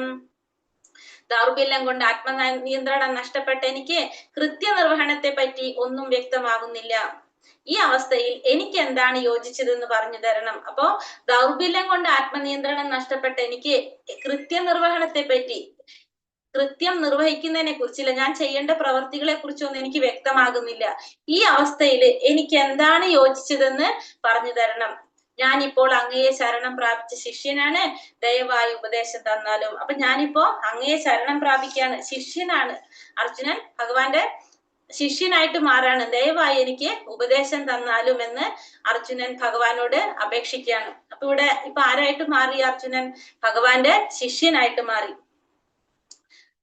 അപ്പൊ എനിക്ക് വേണ്ട നിർദ്ദേശം തന്നാലും എന്നാണ് പറഞ്ഞത്. പിന്നെ ഒരു ഗുരുവിന്റെ ഗാംഭീര്യത്തോടു കൂടി ഭഗവാൻ അർജുനന് ആ ജ്ഞാനം ഉപദേശിക്കുകയാണ്. അപ്പൊ ആദ്യം തന്നെ എന്താ പറഞ്ഞു കൊടുക്കുന്നത്, ആത്മാവും ശരീരവും ഇത് രണ്ടിനെ കുറിച്ചാണ് പറയുന്നത്. കാരണം അർജുനന്റെ ആ മൃദുല ഹൃദയത്വം, അർജുനൻ എന്താണ് പറഞ്ഞത് ഇപ്പൊ തന്നെ ഇവിടെ, ഞാൻ എങ്ങനെയാണ് എന്ന് പറഞ്ഞത് ഭീഷ്മദേവനെ പോലുള്ള, ഭീഷ്മാചാര്യരെ പോലുള്ള വ്യക്തിയോടും, അതുപോലെ ഭീഷ്മരെയും പൂജാർഹരായിട്ടുള്ള ഭീഷ്മരെയും ദ്രോണരെയും പോലുള്ളവർക്കെതിരെ ഞാൻ എങ്ങനെയാണ് അസ്ത്രങ്ങൾ കൊണ്ട് അവരൊക്കെ ഞാൻ എങ്ങനെയാ വധിക്കുക എന്നാണ് ഇവിടെ ആര് ചിന്തിക്കുന്നത്? അർജുനൻ ചിന്തിക്കുന്നത്. അപ്പൊ ഭഗവാൻ ഇവിടെ എന്താ പറയുന്നത്? ഫസ്റ്റ്, ദേഹിനോസ്മിൻ യഥാ ദേഹേ കൗമാരം യൗവനം ജര തഥാ ദേഹാന്തര പ്രാപ്തിർ ധീരസ്തത്രാന മുഹ്യതി. ശരീരസ്ഥനായ ആത്മാവ് ബാല്യത്തിൽ നിന്ന് യൗവനത്തിലേക്കും പിന്നെ വാർദ്ധക്യത്തിലേക്കും കടക്കുന്നത് പോലെ മരണശേഷം മറ്റൊരു ശരീരത്തിലേക്ക് പ്രവേശിക്കുന്നു. സമചിത്തനായ ഒരാൾക്ക് ഈ പരിണാമത്തെ പറ്റി സംഭ്രമം ഉണ്ടാകുന്നില്ല. അപ്പൊ ശരീരസ്ഥനായ ഒരാത്മാവ്, ആ ശരീരത്തില്, എല്ലാവരുടെ ശരീരത്തിലും എന്തുണ്ട്? ആത്മാവുണ്ട്. നമ്മുടെ എല്ലാവരുടെ ഉള്ളിലും ആത്മാവുണ്ട്. ആത്മാവില്ലെങ്കിൽ നമുക്ക് എന്ത് സംഭവിക്കും? എന്താ പറ്റുക? മരണം സംഭവിക്കും. മരണം സംഭവിക്കും എന്ന് പറയും. ആത്മാവില്ലെങ്കിൽ നമ്മള് മരണപ്പെട്ടു. ആ ശരീരസ്ഥനായ ആത്മാവ് ബാല്യത്തിൽ നിന്ന് യൗവനത്തിലേക്കും പിന്നെ വാർദ്ധക്യത്തിലേക്കും കടക്കുന്ന പോലെ. അപ്പൊ ഈ ശരീരത്തിൽ ആത്മാവ് ഉണ്ടാകുമ്പോഴാണ് ഈ ശരീരത്തിന് എന്ത് വരുന്നത്? ഈ അവസ്ഥകൾ പോകുന്നത്, ഈ മാറ്റങ്ങൾ സംഭവിക്കുന്നത്. ആ ശരീരത്തില് ആത്മാവിരിക്കുമ്പോഴാണ് നമുക്ക് ബാല്യം വരുന്നതും യൗവനം വരുന്നതും വാർദ്ധക്യം വരുന്നതും ഒക്കെ എപ്പോഴാണ്? ഈ ശരീരത്തില് ആത്മാവിരിക്കുമ്പോ. അങ്ങനെ കടന്നതിന് ശേഷം പിന്നെ എന്ത് സംഭവിക്കും? കിടക്കുന്നത് പോലെ മരണശേഷം ഈ ആത്മാവ് എന്ത് ചെയ്യും? മറ്റൊരു ശരീരത്തിലേക്ക് പ്രവേശിക്കും. സമചിത്തനായ ഒരാൾക്ക് ഈ പരിണാമത്തെ പറ്റി സംഭ്രമം ഉണ്ടാവില്ല. അപ്പൊ ഇത് മനസ്സിലാക്കുന്ന ഒരു വ്യക്തിക്ക് എന്ത് വരില്ല? ഇതിനെക്കുറിച്ച് സംഭ്രമിക്കേണ്ട ആവശ്യം ഉണ്ടാവില്ല. അപ്പൊ അർജുനൻ ഇത് മനസ്സിലാക്കുന്നില്ല എന്നാണ് ഭഗവാൻ പറയുന്നത്. കാരണം ആത്മാവ് എന്ന് പറഞ്ഞത് എല്ലാവരുടെ ശരീരത്തിലുണ്ട്. ആ ആത്മാവ് ശരീരത്തിൽ ഇരിക്കുമ്പോ എന്താ സംഭവിക്കുന്നത്? ഈ ശരീരത്തിന് ഈ പറഞ്ഞ ഘട്ടത്തിലൂടെ കടന്നു പോയിക്കൊണ്ടിരിക്കും. യൗവനം വരും, വാർദ്ധക്യം വരും, ബാല്യം, ഇതൊക്കെ വന്നു പോയിക്കൊണ്ടിരിക്കും. വന്ന് അത് പോയി, അത് കഴിഞ്ഞ് ലാസ്റ്റ് വാർദ്ധക്യത്തി ആ ശരീരം ഉപയോഗിക്കാൻ സാധിക്കാതെ വരുമ്പോ മറ്റൊരു ശരീരത്തിലേക്ക് ആര് മാറും? ആത്മാവ് മാറും. ഇത് മനസ്സിലാക്കാം. ഈ പരിണാമത്തെ കുറിച്ച് സംഭ്രമം ഉണ്ടാകുന്നില്ല എന്ന് ഭഗവാൻ പറയാണ് ഈ ശരീരം എന്ന് പറയുന്നത്, നമ്മുടെ ഈ ശരീരം പഞ്ചഭൂതങ്ങൾ കൊണ്ട് നിർമ്മിച്ചതാണ്. നമ്മുടെ ശരീരം പഞ്ചഭൂതങ്ങൾ കൊണ്ട് നിർമ്മിച്ചതാണ് നമ്മുടെ ശരീരം. പഞ്ചഭൂതം എന്ന് വെച്ചാല് ഭൂമി, ജലം, അഗ്നി, വായു, ആകാശം. ഈ പഞ്ചഭൂതങ്ങൾ കൊണ്ട് നിർമ്മിച്ചതാണ് നമ്മുടെ ശരീരം. ആത്മാവാണെങ്കിലോ ഭഗവാന്റെ അംശമാണ് ആത്മാവ്. ആത്മാവിന് ഒരിക്കലും നാശം സംഭവിക്കുന്നില്ല. പക്ഷെ ഈ ശരീരത്തിന് പഞ്ചഭൂതങ്ങൾ കൊണ്ട് നിർമ്മിച്ച ഈ ശരീരം ഈ ഭൂമിയിൽ തന്നെ എന്ത് ചെയ്യും? അത് നശിച്ചു പോകും. ഇവിടെ തന്നെ നശിച്ചു പോകാനുള്ളതാണ് ഈ ശരീരം. ആത്മാവിന് നാശം സംഭവിക്കുന്നില്ല. അപ്പൊ ഈ ശരീരം എന്ന് പറയുന്നത് പഞ്ചഭൂതങ്ങൾ കൊണ്ട് നിർമ്മിച്ചതാണ്. ഈ പ്രകൃതിയിൽ വരുമ്പോ ഈ പ്രകൃതിക്ക് അനുസൃതമായിട്ട് ഒരു ശരീരം സ്വീകരിക്കുന്നതാണിത്. ഭൗതിക ശരീരം എന്ന് നമുക്ക് പറയാം അതിന്. ആ ശരീരം നശിച്ചു പോകാനുള്ളതാണ്. പക്ഷെ ആത്മാവിനൊരിക്കലും എന്ത് സംഭവിക്കുന്നില്ല? നാശം സംഭവിക്കുന്നില്ല എന്ന് പറയുന്നു ഭഗവാൻ. അപ്പൊ ഇവിടെ നമുക്ക് ആ പിക്ചറിൽ കൂടെ പറയാണ്, നമ്മൾ ഈ ശരീരത്തിൽ നമ്മളിപ്പോ ഈ പറഞ്ഞ കാര്യം എന്താ പറയണത്? നമുക്ക് ബാല്യം, ശൈശവം വന്നു, ബാല്യം വന്നു, യൗവനം, കൗമാരം വന്നു, യൗവനം വന്നു, വാർദ്ധക്യം വന്നു. അതിനുശേഷം നമുക്ക് എന്ത് സംഭവിക്കും? മരണം സംഭവിക്കും. അപ്പോഴും ആത്മാവ് എന്ത് ചെയ്യണം? ഈ ശരീരത്തിൽ തന്നെ ആത്മാവ് നിലനിൽക്കുന്നുണ്ട്. അങ്ങനെ നമ്മളെ ശരീരം ഉപയോഗിക്കാൻ പറ്റാതെ വരുമ്പോ ഈ ആത്മാവ് എന്ത് ചെയ്യും? അടുത്ത ശരീരത്തിലേക്ക് പോകും. അപ്പൊ ഈ ശരീരത്തിൽ തന്നെ ആത്മാവ് ഇരിക്കുന്നുണ്ട്. അതുവരെ ഉപയോഗിക്കാൻ പറ്റാതാവുമ്പോഴാണ് എവിടേക്ക് പോകുന്നത്? അടുത്ത ശരീരത്തിലേക്ക് പോകുന്നത്. അപ്പോ ഈ ശരീരത്തിന് ഇങ്ങനെ മാറ്റങ്ങൾ സംഭവിച്ചുകൊണ്ടേയിരിക്കും. അതിങ്ങനെ ഓരോരോ സ്റ്റേജസിലും അതിങ്ങനെ വലുതായിക്കൊണ്ടിരിക്കും. പക്ഷെ ആത്മാവ് അപ്പോഴും എന്തിലുണ്ട്? നമ്മുടെ ഈ ശരീരത്തിൽ തന്നെ ഉണ്ടായിക്കൊണ്ടിരിക്കും. പക്ഷെ ഈ ആത്മാവിന് എന്താണ് വേണ്ടത്? പ്രവർത്തിക്കാൻ ഒരു ശരീരം അത്യാവശ്യമാണ്. എപ്രകാരമാണ് നമുക്കൊരു കാറ് കിട്ടിക്കഴിഞ്ഞാൽ ആ കാർ ഓടിക്കണമെങ്കിൽ ആര് വേണം? ഒരു ഡ്രൈവർ വേണം. അതേപോലെ തന്നെയാണ് ആത്മാവിന് പ്രവർത്തിക്കണമെങ്കിൽ എന്ത് വേണം? ഒരു ശരീരത്തിൽ ഇരുന്നാലേ അതിന് പ്രവർത്തിക്കാനായിട്ട് സാധിക്കുള്ളൂ. അതുകൊണ്ട് അതെന്ത് ചെയ്യും? ഈ ശരീരം ഉപയോഗിക്കാൻ പറ്റാതെ വരുമ്പോ അത് അടുത്ത ശരീരത്തിലേക്ക് കടക്കുമെന്ന് മാത്രം. ഇവിടെ എല്ലാവരിലും തന്നെ, മനുഷ്യരിലും മാത്രല്ല എല്ലാ ജീവാത്മാക്കളിലും എങ്ങനെയാണ്? ഈ പറഞ്ഞ രീതിയിലാണ് മാറ്റം സംഭവിക്കുന്നത്. 84 ലക്ഷം ജീവാത്മാക്കളുണ്ട്. എല്ലാതും നമുക്ക് പറയാനായിട്ട് 84 ലക്ഷമാണ് ജീവഗണങ്ങൾ ഉള്ളത്. ജീവാത്മാക്കള് എന്ന് വെച്ചാൽ നമ്മളെ ഈ പറഞ്ഞ ഈ ഭൗതിക ലോകത്തുള്ള ഈ ജീവഗണങ്ങൾ എന്തൊക്കെ ആയിക്കോട്ടെ, അത് മനുഷ്യരാകാം, മൃഗങ്ങളാകാം, പക്ഷികളാകാം, വൃക്ഷങ്ങളാവാം, ഇതെല്ലാതും എന്തൊക്കെയുണ്ട്? അതൊക്കെ പറയാം നമുക്ക്. ഇതെല്ലാതും കൂട്ടിയിട്ട് എത്ര വരുന്നുണ്ട്? 84 ലക്ഷം ജീവാത്മാക്കൾ ഉണ്ടെന്ന് പറയും. ഈ 84 ലക്ഷം ജീവാത്മാക്കളിലും എന്തുണ്ട്? ആത്മാവുണ്ട്, പരമാത്മാവുണ്ട്. അപ്പൊ ഇവർക്കൊക്കെ എന്ത് സംഭവിക്കുന്നുണ്ട്? ഈ മാറ്റങ്ങൾ സംഭവിക്കുന്നുണ്ട്. എല്ലാവരിലും ഈ മാറ്റം സംഭവിക്കുന്നുണ്ട്. ജനിക്കുമ്പോ എങ്ങനെയാണ്? വളരെ കുഞ്ഞായിരിക്കും. അത് കഴിഞ്ഞ് ആ ശരീരത്തിന് പല പല സ്റ്റേജസ് അനുസരിച്ച് ശരീരം മാറിക്കൊണ്ടേയിരിക്കും. അത് മനുഷ്യനായാലും മൃഗമായാലും എല്ലാവരിലും ആ മാറ്റം സംഭവിക്കും. അത് മാറിക്കൊണ്ടേയിരിക്കും. അത് കഴിഞ്ഞിട്ട് ആ ശരീരം ഉപയോഗിക്കാൻ പറ്റാതെ വരുമ്പോ ജീവാത്മാവ് എന്ത് ചെയ്യും? അടുത്ത ശരീരത്തിലേക്ക് പോകും. അങ്ങനെയാണ് സംഭവിക്കുന്നത്. അത് മനുഷ്യരിലായാലും മൃഗങ്ങളിലായാലും എല്ലാത്തിലും സംഭവിക്കും. അത് അടുത്ത ശരീരം ഏതാണെന്ന് തീരുമാനിക്കുന്നത് നമ്മുടെ കർമ്മത്തിന്റെ കൂടി അടിസ്ഥാനത്തിലായിരിക്കും മാത്രം. ചിലപ്പോ മനുഷ്യന്റെ ശരീരമായിരിക്കാം, ചിലപ്പോ മൃഗത്തിന്റെ ശരീരമായിരിക്കാം. അത് തീരുമാനിക്കപ്പെടുന്നത് നമ്മൾ ചെയ്യുന്ന കർമ്മത്തിന്റെ കൂടി അടിസ്ഥാനത്തിലായിരിക്കും. അത് നമുക്ക് പിന്നീട് അധ്യായങ്ങളിൽ വരുന്നുണ്ട്. നമുക്ക് ഇത്രയും മനസ്സിലാക്കാം. നമ്മളൊരു ശരീരം ഉപയോഗിക്കാൻ പറ്റാതെ വരുമ്പോ അത് ഏതിലായാലും, മനുഷ്യരിലായാലും മൃഗങ്ങളിലായാലും എല്ലാത്തിലും ആ ജീവാത്മാവ് എന്ത് ചെയ്യും? അടുത്ത ശരീരത്തിലേക്ക് പോകും. അപ്പൊ ശരീരത്തിന് നാശം സംഭവിക്കുന്നുണ്ട്, ആത്മാവിനൊരിക്കലും നാശം സംഭവിക്കുന്നില്ല. അപ്പൊ യഥാർത്ഥത്തിൽ നമ്മൾ ആരാണ്? യഥാർത്ഥത്തില് ഇടയ്ക്കിടയ്ക്ക് മാറുന്നതാണോ? നമ്മൾ സ്ഥിരമായിട്ട് നിൽക്കുന്നതാണോ? നമ്മള് സ്ഥിരമായിട്ട് നിൽക്കുന്നത്. അപ്പൊ നമ്മൾ ആരാണ്? ആത്മാവാണ്. അപ്പൊ നമ്മൾ ആരാണ്? ആത്മാവാണ്. അപ്പൊ ഇതിലൊരു കൂടിന്റെ എക്സാമ്പിൾ നമുക്ക് പറഞ്ഞിരിക്കുകയാണ്.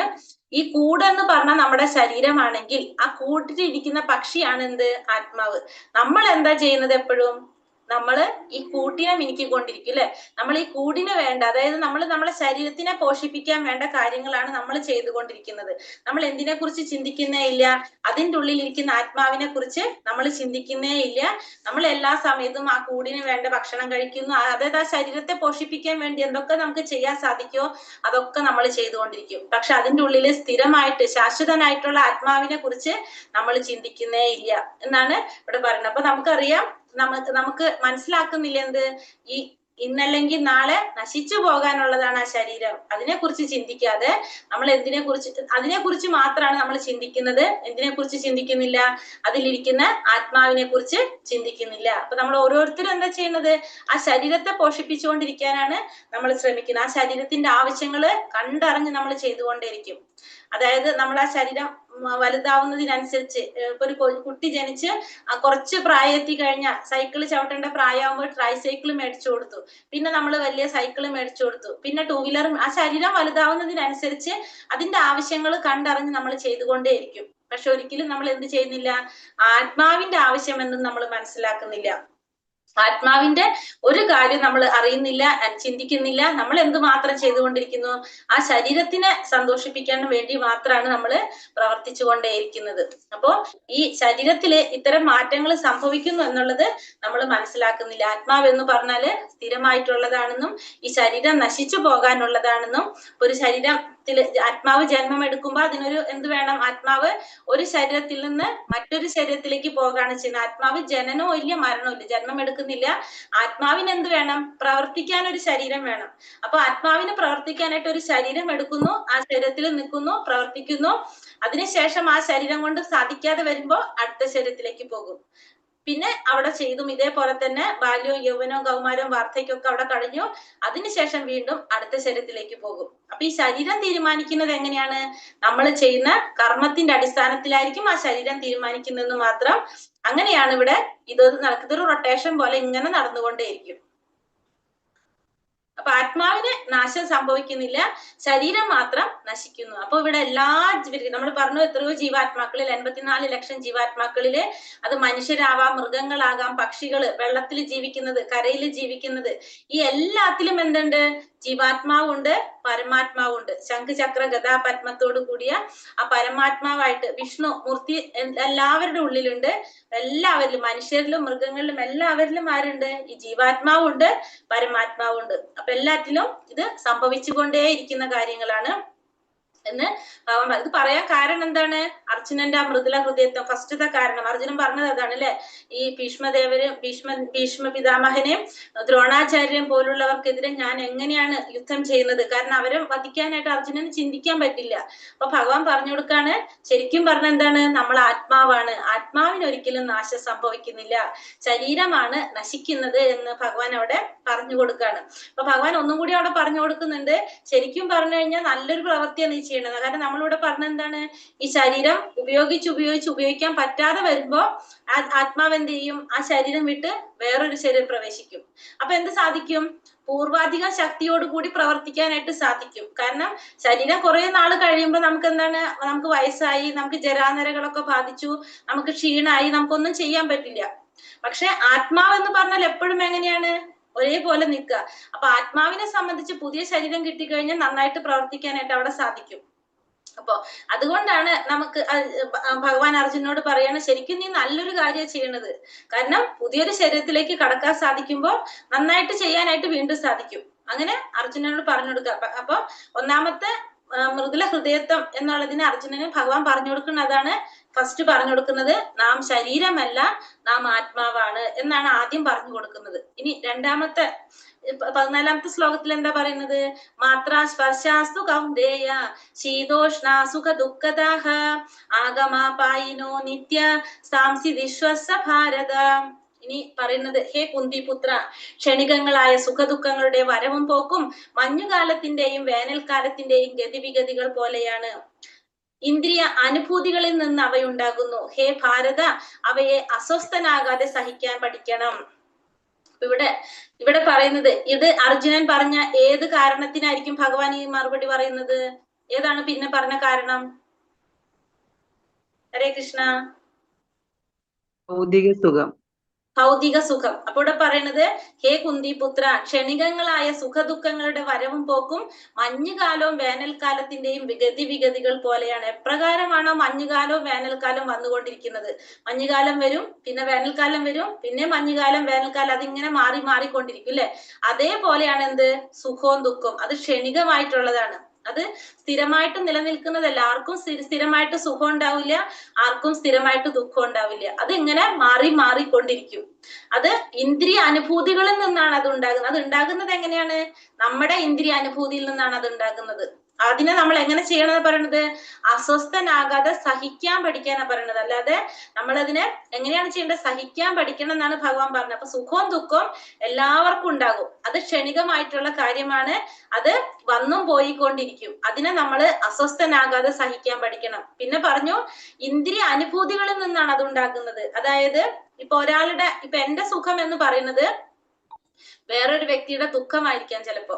അതേപോലെ തന്നെ അവരുടെ സുഖം എന്റെ ദുഃഖമായിരിക്കാം. അപ്പൊ എന്താണത്? നമ്മുടെ കാഴ്ചപ്പാടാണ് ആ സുഖവും ദുഃഖവും തീരുമാനിക്കുന്നത്.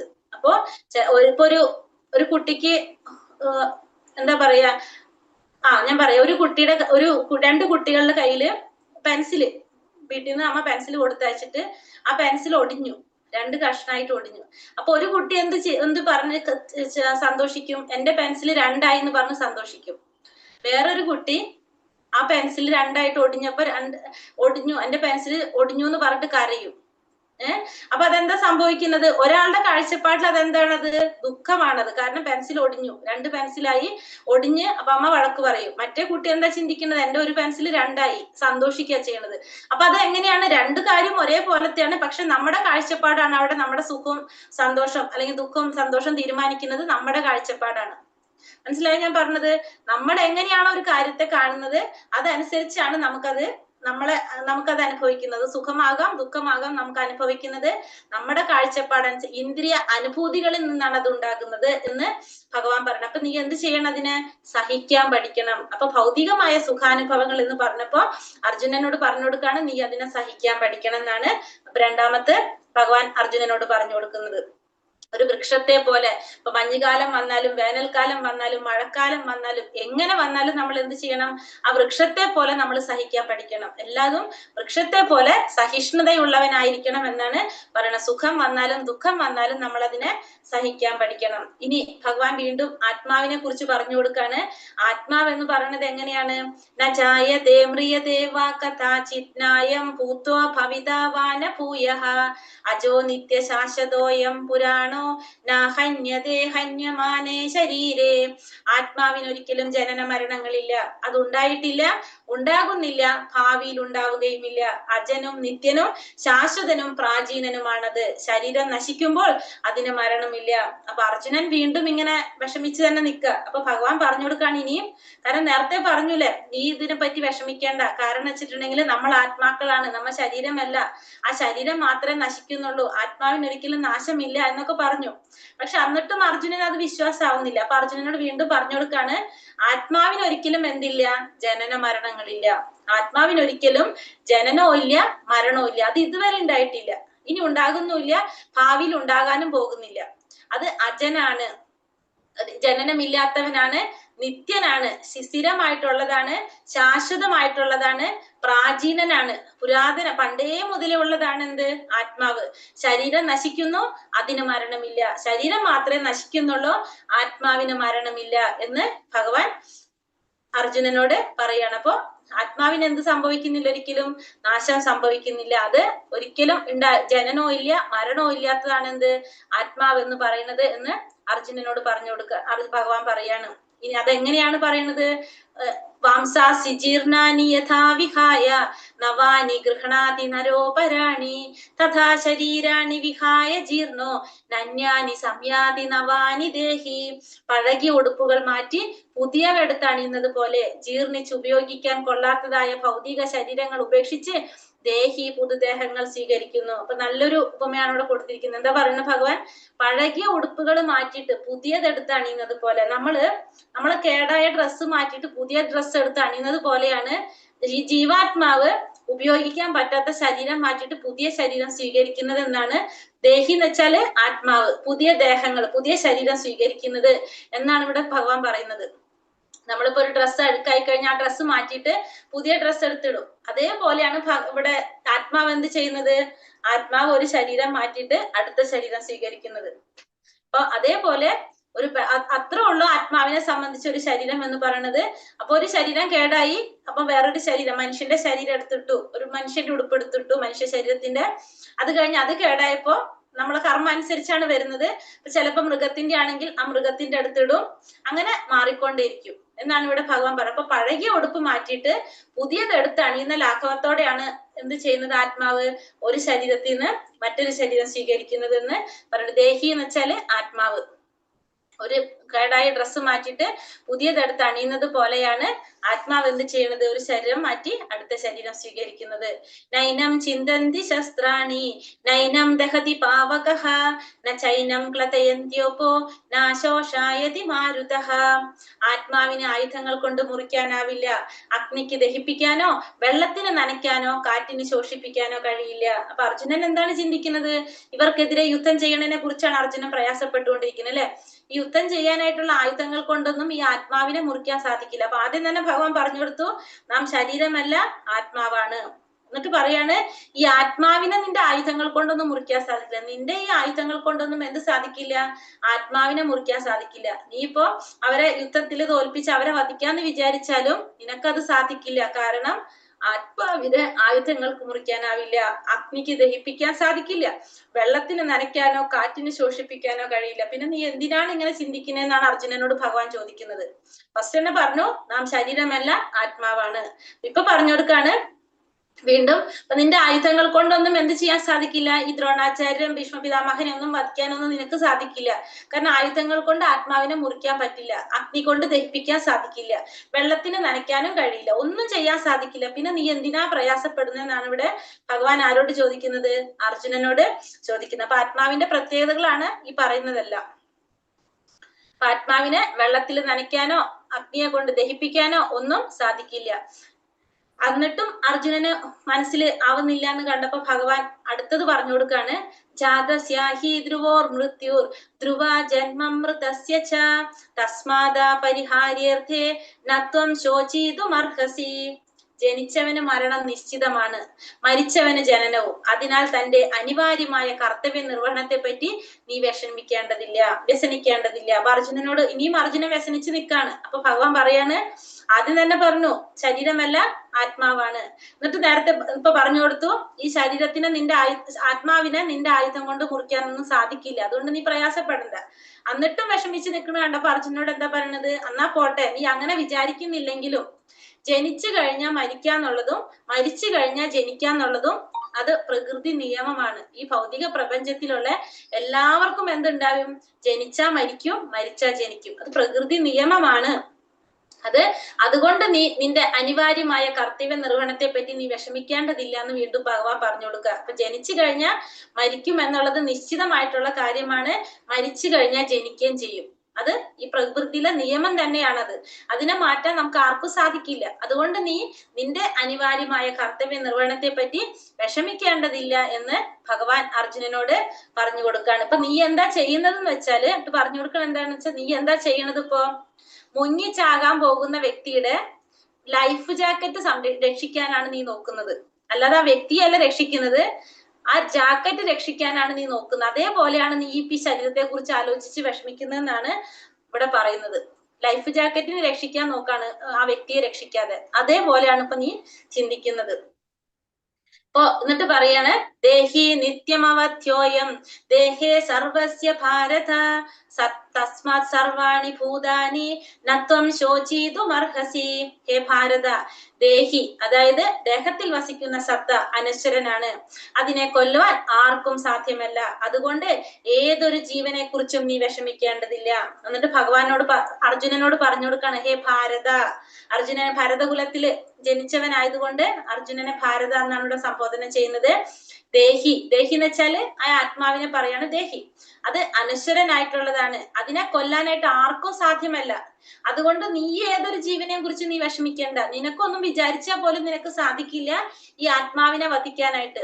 അതുകൊണ്ട് നീ ഒരു ജീവനെ കുറിച്ചും നീ വിഷമിക്കേണ്ടതില്ല എന്നിവിടെ ഭഗവാൻ അർജുനനോട് തീർത്ത് പറഞ്ഞു കൊടുക്കാണ്. നീ വിചാരിച്ചാൽ പോലും നിനക്ക് അതിനെ കൊല്ലാനായിട്ട് സാധിക്കില്ല. നീ അതുകൊണ്ട് ഏതൊരു ജീവനെ കുറിച്ചും നീ വിഷമിക്കേണ്ട. കാരണം എങ്ങനെയാണ് ആത്മാവ്? അത് അനശ്വരനായിട്ടുള്ളതാണ്, ഒരിക്കലും നശിക്കാത്തതാണ് ആത്മാവ്. അതിന് നമുക്കൊന്നും ചെയ്യാനായിട്ട് സാധിക്കില്ല എന്ന് അപ്പൊ ഭഗവാൻ ഇത്രയും കാര്യങ്ങള് ആത്മാവിനെ കുറിച്ച് പറഞ്ഞു കൊടുക്കാണ്. ഇത്രയും കാര്യങ്ങൾ പറഞ്ഞത് മനസ്സിലായോ എല്ലാവർക്കും? മനസ്സിലായി മാതാജി. മനസ്സിലായി മാതാജി.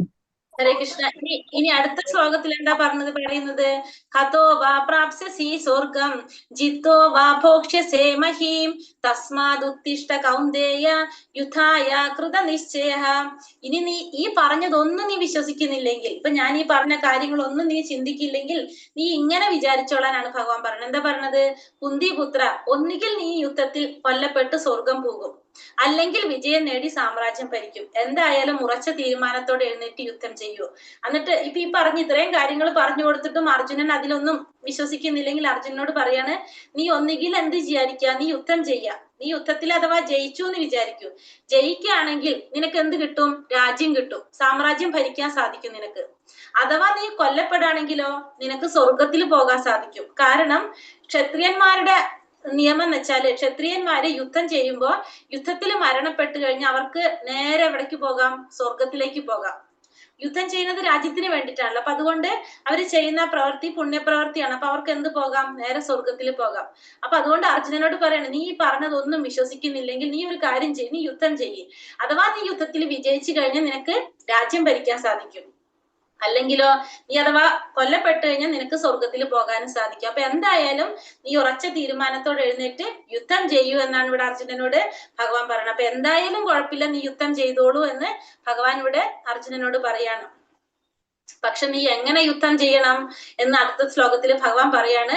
സുഖ ദുഃഖേ സമേ കൃത്വ ലാഭൗ ജയോ തഥോ യുദ്ധായ യുജ്യസ്യ നൈവം പാപാമവാപ്സ്യസി. അപ്പൊ ഇനി എങ്ങനെയാണ് യുദ്ധം ചെയ്യേണ്ടതെന്ന് ഭഗവാൻ പറയാണ്. യുദ്ധത്തിന് വേണ്ടി മാത്രം നീ യുദ്ധം ചെയ്യുക. ഫലം സന്തുഷ്ടിയോ സന്താപമോ നഷ്ടമോ ലാഭമോ എന്നതിനെ കുറിച്ച് ഓർക്കരുത്, എന്നാൽ നിനക്കൊരിക്കലും പാപമേൽക്കില്ല. അപ്പൊ മൂന്നാമത്തെ കാരണം അർജുനൻ എന്താ പറഞ്ഞത്? യുദ്ധം ചെയ്യാതിരിക്കാനായിട്ട് യുദ്ധത്തിന്റെ പാപം അല്ലെ? മൂന്നാമത്തെ കാരണം പറഞ്ഞത് എന്താണ്?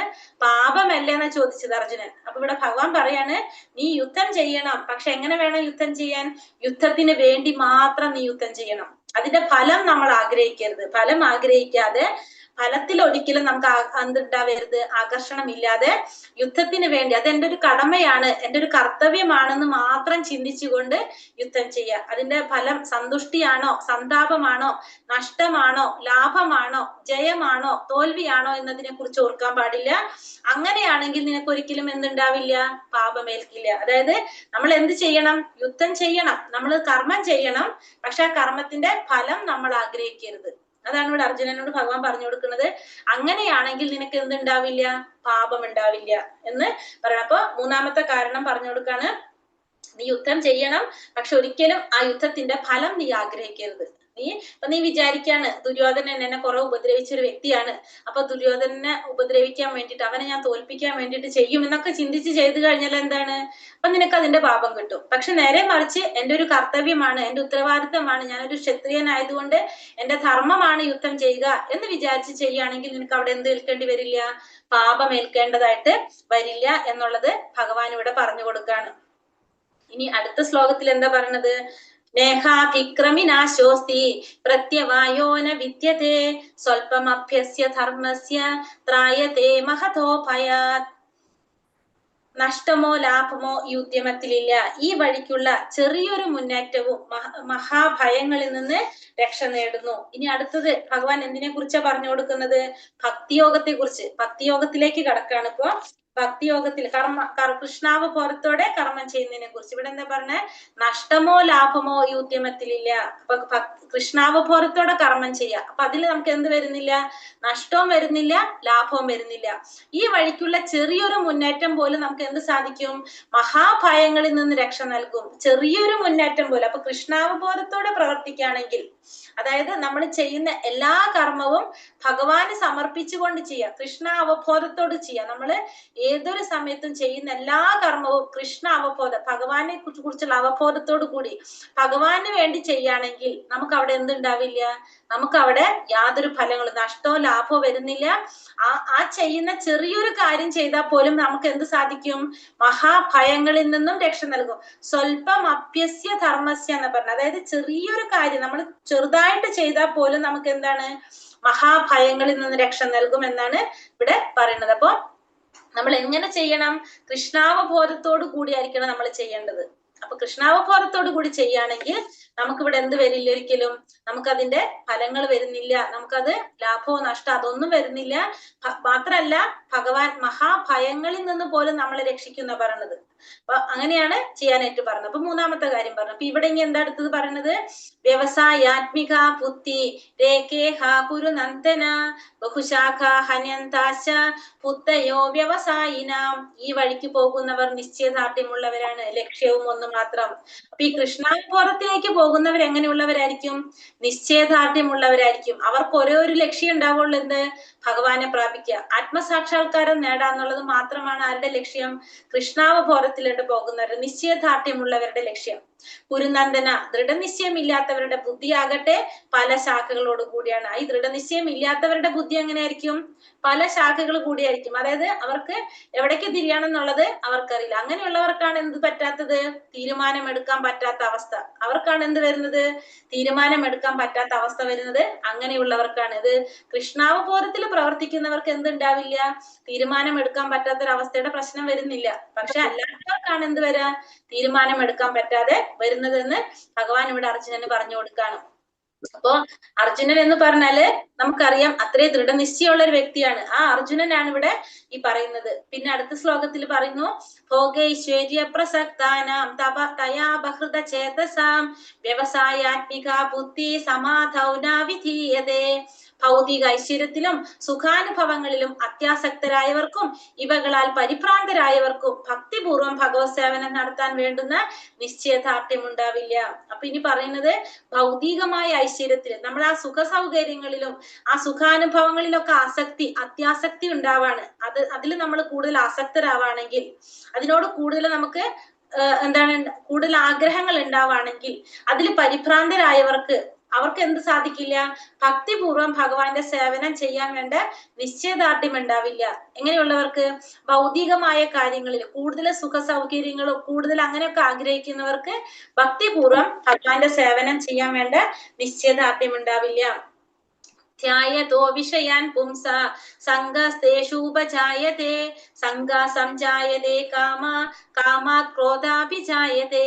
ഇന്ദ്രിയ വിഷയങ്ങളെ പറ്റി ചിന്തിച്ചു കൊണ്ടിരിക്കുന്നവർക്ക് അവയിൽ ആസക്തി ഉണ്ടാകുന്നു. ആസക്തിയിൽ നിന്ന് കാമവും അതിൽ നിന്ന് ക്രോധവും ഉളവാകുന്നു. അപ്പോ ഇങ്ങനെ നമ്മൾ ഭൗതികമായ വിഷയങ്ങളെ കുറിച്ച് ചിന്തിക്കുക, അല്ലെങ്കിൽ ഇന്ദ്രിയ വിഷയങ്ങൾ, നമ്മുടെ ഇന്ദ്രിയങ്ങളെ സന്തോഷിപ്പിക്കേണ്ട വിഷയങ്ങളെ കുറിച്ച് ചിന്തിക്കുമ്പോൾ നമുക്ക് എന്തുണ്ടാവും, അതില് ആസക്തി ഉണ്ടാവും. ആസക്തി വരുമ്പോ നമുക്ക് അതിൽ എന്ത് വരും, കാമം വരും, ആഗ്രഹം വരും. ആഗ്രഹത്തിൽ നമുക്ക് എന്ത് വരും, ക്രോധം വരും, നടക്കാതെ വരുമ്പോ. അതായത് ഇപ്പൊ നമ്മള് വലിയൊരു വണ്ടി മേടിക്കണം എന്ന് വിചാരിക്കുകയാണ്. ആ വണ്ടിക്ക് കുറെ പൈസ വേണം, ഭയങ്കര പൈസ വേണം. അപ്പൊ നമ്മള് ആ വണ്ടി ആഗ്രഹിക്കുകയാണ്, നമുക്കൊരു വണ്ടി വേണം. അപ്പൊ നമ്മൾ എന്ത് ചെയ്യും, നമ്മുടെ മനസ്സിലൊരു ആഗ്രഹം വരുമ്പോ നമ്മൾ ഈ മൊബൈൽ എടുത്തിട്ട് ബ്രൗസ് ചെയ്ത് നോക്കിക്കൊണ്ടേയിരിക്കും. ആ വണ്ടിയുടെ സ്പെസിഫിക്കേഷൻ എന്താണ്, അതിന്റെ പ്രത്യേകതകൾ എന്താണ്, അതിങ്ങനെ നോക്കിക്കൊണ്ടിരിക്കുമ്പോ നമുക്ക് അതിനോട് എന്ത് വരും, ഒരു ആസക്തി വരും.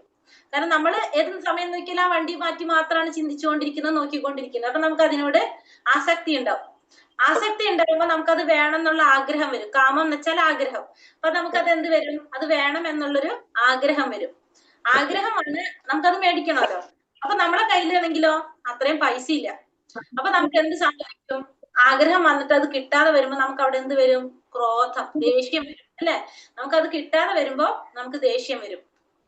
എവിടെന്നാ തുടങ്ങിയത്, ഇന്ദ്രിയ വിഷയങ്ങളെ പറ്റി ചിന്തിച്ചപ്പോ നമ്മൾ അതിനെ കുറിച്ച് മാത്രം ചിന്തിച്ചു കൊണ്ടിരിക്കുമ്പോ അതിനോട് ആസക്തി വന്നു. ആസക്തിയിൽ നിന്ന് നമുക്ക് ആഗ്രഹം വന്നു, കാമം, ആഗ്രഹം വന്നു. ആഗ്രഹം വന്നപ്പോ നമുക്കത് നടക്കാതെ വരുമ്പോ നമുക്ക് എന്ത് വരും, ക്രോധം വരും, ദേഷ്യം വരും. അപ്പൊ നമുക്ക്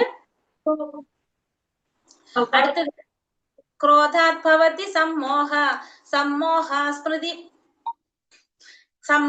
സ്മൃതി വിഭ്രമഃ സ്മൃതി ഭ്രംശാത് ബുദ്ധിനാശാത് പ്രണശ്യതി. ക്രോധത്തിൽ നിന്ന് എന്ത് വരും, സമ്മോഹം വരും. സമ്മോഹത്തിൽ നിന്ന് ഓർമ്മപ്പിഴവ്, ഓർമ്മപ്പിഴവിൽ നിന്ന് ബുദ്ധിനാശം, ബുദ്ധിനാശത്തിൽ നിന്ന് ഭൗതികതയുടെ കയത്തിലേക്ക് വീണ് സർവനാശം സംഭവിക്കും. അപ്പൊ നമുക്കിവിടെ ക്രോധത്തിൽ നിന്ന് എന്ത് സംഭവിക്കും? നമുക്ക് ക്രോധം വരെ വന്നു അല്ലെ? ക്രോധത്തിൽ നിന്ന് സമ്മോഹം. ക്രോധം വരുമ്പോ നമുക്ക് എന്താ സംഭവിക്കുക സാധാരണ? ക്രോധം വരുമ്പോ നമുക്ക് എന്താ സംഭവിക്കുക? ദേഷ്യം വരുന്നവരുണ്ട് ഇവിടെ?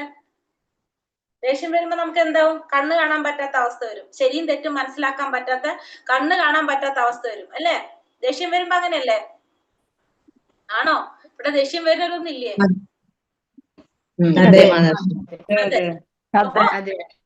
ദേഷ്യം വരുമ്പോ നമുക്ക് എന്താ സംഭവിക്കും? സമ്മോഹം. സമ്മോഹം എന്ന് വെച്ചാല് വ്യാമോഹം. നമുക്ക് ശരി ഏതാണ് തെറ്റേതാണെന്ന് മനസ്സിലാക്കാൻ സാധിക്കാത്ത, കണ്ണ് കാണാത്തൊരവസ്ഥ വരും നമുക്ക് ദേഷ്യം വരുമ്പോ. അതിൽ നിന്ന് നമുക്ക് എന്ത്? ഓർമ്മപ്പിഴവ് വരും. പിന്നെ നമുക്കൊന്നും ഓർമ്മ ഉണ്ടാവില്ല. പിന്നെ ഓർമ്മപ്പിഴവ് വന്നാൽ നമുക്ക് എന്തായി? നമ്മുടെ ബുദ്ധി നശിച്ചു. ശരിയായ ബുദ്ധി നമ്മളെ നശിച്ചു പോയി. ഈ ബുദ്ധി നശിച്ചു കഴിഞ്ഞാൽ നമുക്ക് എന്ത് സംഭവിക്കും? ഭൗതികതയുടെ കയത്തിലേക്ക് വീണ് നാശം സംഭവിക്കും. അപ്പൊ നമുക്ക് അവിടെ സർവനാശം സംഭവിക്കും. ഇത് സംഭവിച്ച തുടക്കം എവിടെ നിന്നാണ്? ഇന്ദ്രിയ വിഷയം. നമ്മുടെ ഇന്ദ്രിയ വിഷയം, നമ്മുടെ ഇന്ദ്രിയങ്ങളെ സന്തോഷിപ്പിക്കാനായിട്ട് അതിനെ കുറിച്ച് ചിന്തിച്ചപ്പോഴാണ് നമുക്കിത് ഇന്ദ്രിയ വിഷയം. നമുക്കൊരു കാറ് വന്നു, ആ കാറിനെ കുറിച്ച് നമ്മൾ ഇങ്ങനെ ആലോചിച്ചുകൊണ്ടിരുന്നു. അപ്പൊ നമുക്ക് അതിനോട് ആസക്തി വന്നു. ആസക്തിയിൽ നിന്ന് നമുക്ക് കാമം വന്നു. കാമത്തിൽ നിന്ന് നമുക്ക് ക്രോധം വന്നു. ക്രോധത്തിൽ നിന്ന് നമുക്ക് സമ്മോഹം വന്നു. സമ്മോഹത്തിൽ നിന്ന് ഓർമ്മപ്പിഴവ് വന്നു. ഓർമ്മപ്പിഴവിൽ നിന്ന് ബുദ്ധിനാശം. ബുദ്ധിനാശത്തിൽ നിന്ന് സർവനാശം. സമ്മോഹം, ഓർമ്മപ്പിഴവിനെ സ്മൃതിഭ്രംശം എന്നും പറയട്ടെ. ശ്ലോകത്തിൽ പറഞ്ഞിരിക്കുന്നത് സ്മൃതിഭ്രംശം എന്നാണ്. സമ്മോഹ സ്മൃതി വിഭ്രമഹ എന്ന് പറഞ്ഞ സ്മൃതി വിഭ്രമഹ എന്ന് പറഞ്ഞിരിക്കുന്നത്. ഓർമ്മപ്പിഴവ്, ഓർമ്മപ്പിഴവിൽ നിന്ന് ബുദ്ധിനാശം, ബുദ്ധിനാശത്തിൽ നിന്ന് സർവനാശം. അപ്പൊ ഇത്തരം നമ്മള് നശിക്കുന്ന ഒരു ഘട്ടമാണ് നമ്മൾ ഈ കണ്ടത്. നമുക്ക് നാശം സംഭവിക്കുന്ന ഒരു ഘട്ടം. ഇത് എവിടെ നിന്നാ തുടങ്ങിയത്? ഇന്ദ്രിയ വിഷയങ്ങൾ. അത് നമുക്ക് അങ്ങനത്തെ ആഗ്രഹങ്ങൾ വരുമ്പോഴാണ് ഈ സംഭവങ്ങൾ ഉണ്ടാവുന്നത്. ആ ആഗ്രഹങ്ങളാണ് നമ്മളെ നാശത്തിലേക്ക് കൊണ്ടുപോകുന്നത്. അപ്പൊ നമുക്ക് ദേഷ്യം വരും. ഇപ്പൊ നമ്മളൊരു വീട് വെക്കണം, നമ്മൾക്ക് ഉണ്ടാകുന്ന നമ്മളെ വരുമാനത്തിനേക്കാളും കൂടുതൽ നമ്മൾ ആഗ്രഹിച്ചു, നമുക്കത് നടക്കാതെ വരുമ്പോ എന്ത് സംഭവിക്കും? ദേഷ്യം വരും. ദേഷ്യം വരുമ്പോ പിന്നെ ഈ വഴിക്ക് പോകുന്നത് നമ്മള്. ഇത് ഈ ഒരു കാര്യമല്ല, ഏതൊരു കാര്യത്തിലും നമുക്ക് സംഭവിക്കുന്ന എന്താണ്? നമ്മുടെ ഈ ആഗ്രഹങ്ങളാണ് നമ്മളെ ഇങ്ങനെ കൊണ്ടെത്തിക്കുന്നത്. ഭൗതികമായിട്ടുള്ള നമ്മുടെ ഇന്ദ്രിയങ്ങളെ സന്തോഷിപ്പിക്കാനുള്ള ആ ശ്രമം, അതാണ് നമ്മളെ ഇവിടെ കൊണ്ട് എത്തിക്കുന്നത്. ഇന്ദ്രിയങ്ങളാണ് ഇത്. അപ്പൊ നമ്മൾ എന്ത് സംഭവിക്കും? ഒരു പ്രഷർ കുക്കർ പോലെ അങ്ങോട്ട് പൊട്ടിത്തെറിച്ചു പോകും. ഇതാണ് എല്ലാവരുടെയും അവസ്ഥ. അപ്പൊ ഈ രാഗദ്വേഷ വിമുക്തൈസ്തു വിഷയാനീന്ദ്രിയൈശ്വര്യൻ ആത്മവേശ്യർ വിധേയാത്മാ പ്രസാദമധിഗച്ഛതി. രാഗദ്വേഷങ്ങളിൽ നിന്ന് വിമുക്തനായി സ്വാതന്ത്ര്യത്തിന് വേണ്ടിയുള്ള നിബന്ധനകൾ വഴി ഇന്ദ്രിയങ്ങളെ നിയന്ത്രിക്കുന്ന ഒരു വ്യക്തിക്ക് ഭഗവാന്റെ പൂർണ്ണ കാരുണ്യം ലഭിക്കും. ഇനി അടുത്തതിൽ പറയുന്നത് എന്താണ്? അതുകൊണ്ട് ഇവിടെ പറയുന്നത് രാഗദ്വേഷങ്ങളിൽ നിന്ന് വിമുക്തനായിട്ട്. രാഗദ്വേഷങ്ങൾ എന്ന് വെച്ചാല്, രാഗം എന്ന് പറഞ്ഞാല് നമ്മുടെ ഇഷ്ടങ്ങള്, ദ്വേഷം എന്ന് വെച്ചാല് ഇഷ്ടമില്ലാത്ത കാര്യങ്ങൾ. അപ്പൊ നമ്മളെ ഇഷ്ടങ്ങളും അനിഷ്ടങ്ങളും അതിൽ നിന്ന് മുക്തനാവാം. നമ്മളെ ഇഷ്ടാനിഷ്ടങ്ങളൊക്കെ മുക്തനായിട്ട് സ്വാതന്ത്ര്യത്തിന് വേണ്ടിയുള്ള നിബന്ധനകൾ വഴി ഇന്ദ്രിയങ്ങളെ നിയന്ത്രിക്കുന്ന ഒരു വ്യക്തിക്ക് എന്ത് സാധിക്കും? ഭഗവാന്റെ കാരുണ്യം ലഭിക്കും. അപ്പൊ നമ്മൾ എന്ത് ചെയ്യണം?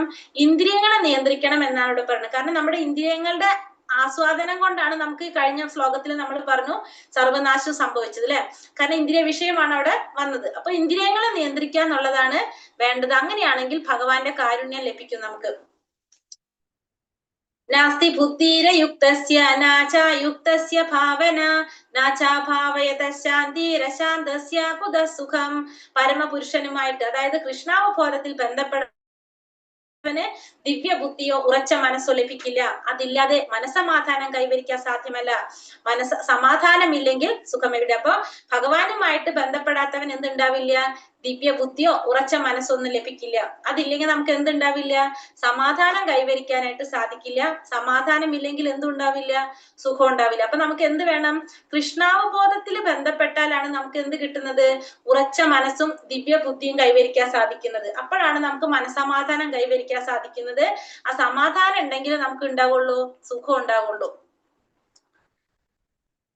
തസ്മാദസ്യ മഹാബാഹോ നിഗ്രഹീതാനി സർവശഃ ഇന്ദ്രിയാണീന്ദ്രിയാർത്ഥേഭ്യ തസ്യ പ്രജ്ഞ പ്രതിഷ്ഠിത.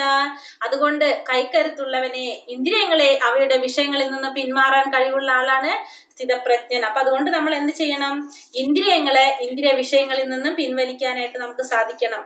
അങ്ങനെയുള്ള വ്യക്തിയെ നമ്മൾ എന്ത് പറയും? സ്ഥിതപ്രജ്ഞൻ എന്ന് പറയും. അപ്പൊ ഇന്ദ്രിയങ്ങളെ ഇന്ദ്രിയ വിഷയങ്ങളിൽ നിന്ന് പിൻവലിക്കണം. അങ്ങനെയുള്ള വ്യക്തിയാണ് സ്ഥിതപ്രജ്ഞൻ എന്ന് പറയുന്നത്. ഇന്ദ്രിയങ്ങളെ കൃഷ്ണന്റെ അതീന്ദ്രിയ സേവനത്തിൽ നിയോഗിക്കുക അഥവാ കൃഷ്ണാവബോധത്തിൽ മുഴുകുക വഴി മാത്രമേ ഒരാൾക്ക് ഇന്ദ്രിയ സുഖാവേശം നിയന്ത്രിക്കാൻ കഴിയൂ. ശത്രുക്കളെ ഒതുക്കുന്നത് കൂടുതൽ ശക്തി കൊണ്ടാണല്ലോ. ഇന്ദ്രിയങ്ങളെ മനുഷ്യ പ്രയത്നം കൊണ്ട് ഒതുക്കാനാവില്ല. അതിന് അവയെ ഭഗവത് സേവനത്തിൽ എപ്പോഴും ഏർപ്പെടുത്തുക മാത്രമാണ് ഉപായം. അപ്പൊ എന്ത് വേണം? ഇന്ദ്രിയങ്ങളെ കൃഷ്ണന്റെ അതീന്ദ്രിയ സേവനത്തിൽ നിയോഗിക്കുക മാത്രമാണ് നമുക്ക് സാധിക്കുന്നത്. അപ്പോ നമ്മള് ഇന്ദ്രിയങ്ങളെ നമുക്കിപ്പോ നമ്മൾ കുട്ടികളോട് അടങ്ങിയിരിക്കാൻ പറഞ്ഞിട്ട് ഒരു വടിയൊക്കെ പിടിച്ച് ചീത്ത പറയുന്ന പോലെ ഇന്ദ്രിയങ്ങളെ നിയന്ത്രിക്കാൻ നമുക്ക് സാധിക്കില്ല. അതിനെ നമുക്ക് എങ്ങനെയാണ്? ശത്രുക്കൾ ഒതുക്കുന്നത് കൂടുതൽ ശക്തി കൊണ്ടാണല്ലോ എന്നാണ് ചോദിക്കുന്നത്. അപ്പൊ ഇന്ദ്രിയങ്ങളെ മനുഷ്യപ്രയത്നം കൊണ്ട് ഒതുക്കാനായിട്ട് സാധിക്കില്ല. നമ്മൾ അതിന് എന്ത് വേണം? ഭഗവാന്റെ സേവനത്തിൽ ഏർപ്പെടുത്താം. അങ്ങനെ നമുക്ക് എന്ത് സാധിക്കും? ഇന്ദ്രിയങ്ങളെ നിയന്ത്രിക്കാനായിട്ട് സാധിക്കും. അപ്പൊ നമ്മള് ഭഗവത് സേവനത്തിൽ ഇന്ദ്രിയങ്ങൾ ഉൾപ്പെടുത്തി കഴിഞ്ഞാൽ നമുക്ക് എന്ത് സാധിക്കും? ഇന്ദ്രിയങ്ങളെ നിയന്ത്രിക്കാനായിട്ട് സാധിക്കും. അങ്ങനെ കൃഷ്ണാവബോധം കൊണ്ട് വേണം സ്ഥിതപ്രജ്ഞനാകാനെന്നും വിശ്വാസിനായ ഒരു ആധ്യാത്മിക ഗുരുവിന്റെ മേൽനോട്ടത്തിൽ പരിശീലിക്കേണ്ടതാണ് ഈ കലയെന്നും അറിയുന്ന ഒരാൾ സാധകൻ അല്ലെങ്കിൽ മുക്തിക്ക് യോഗ്യനായവനെന്ന് പറയാം. അപ്പൊ നമുക്ക് എന്ത് വേണം? കൃഷ്ണാവബോധത്തിൽ നമുക്ക് സ്ഥിതപ്രജ്ഞനാകാൻ സാധിക്കും. ഒരു ഗുരുവിന്റെ മേൽനോട്ടത്തിൽ നമുക്ക് പരിശീലിക്കാൻ സാധിക്കുന്നതാണിത്. അങ്ങനെ ചെയ്യുന്ന വ്യക്തിക്ക് എന്ത് സാധിക്കും? മുക്തി നേടാനായിട്ടുള്ള യോഗ്യത നേടാനായിട്ട് സാധിക്കും. ഹരേ കൃഷ്ണ കൃഷ്ണ കൃഷ്ണ ഹരേ ഹരേ, ഹരേ രാമ രാമ രാമ ഹരേ ഹരേ സിന്ധോഭ്യേവ ച പതിതാനാം പാവനേഭ്യോ വൈഷ്ണവേഭ്യോ നമോ നമഃ. അനന്തകോടി വൈഷ്ണവ ഭക്തവൃന്ദ കി ജയ്. ശീല പ്രഭുപാദ് കി ജയ്. ഗുരുദേവ്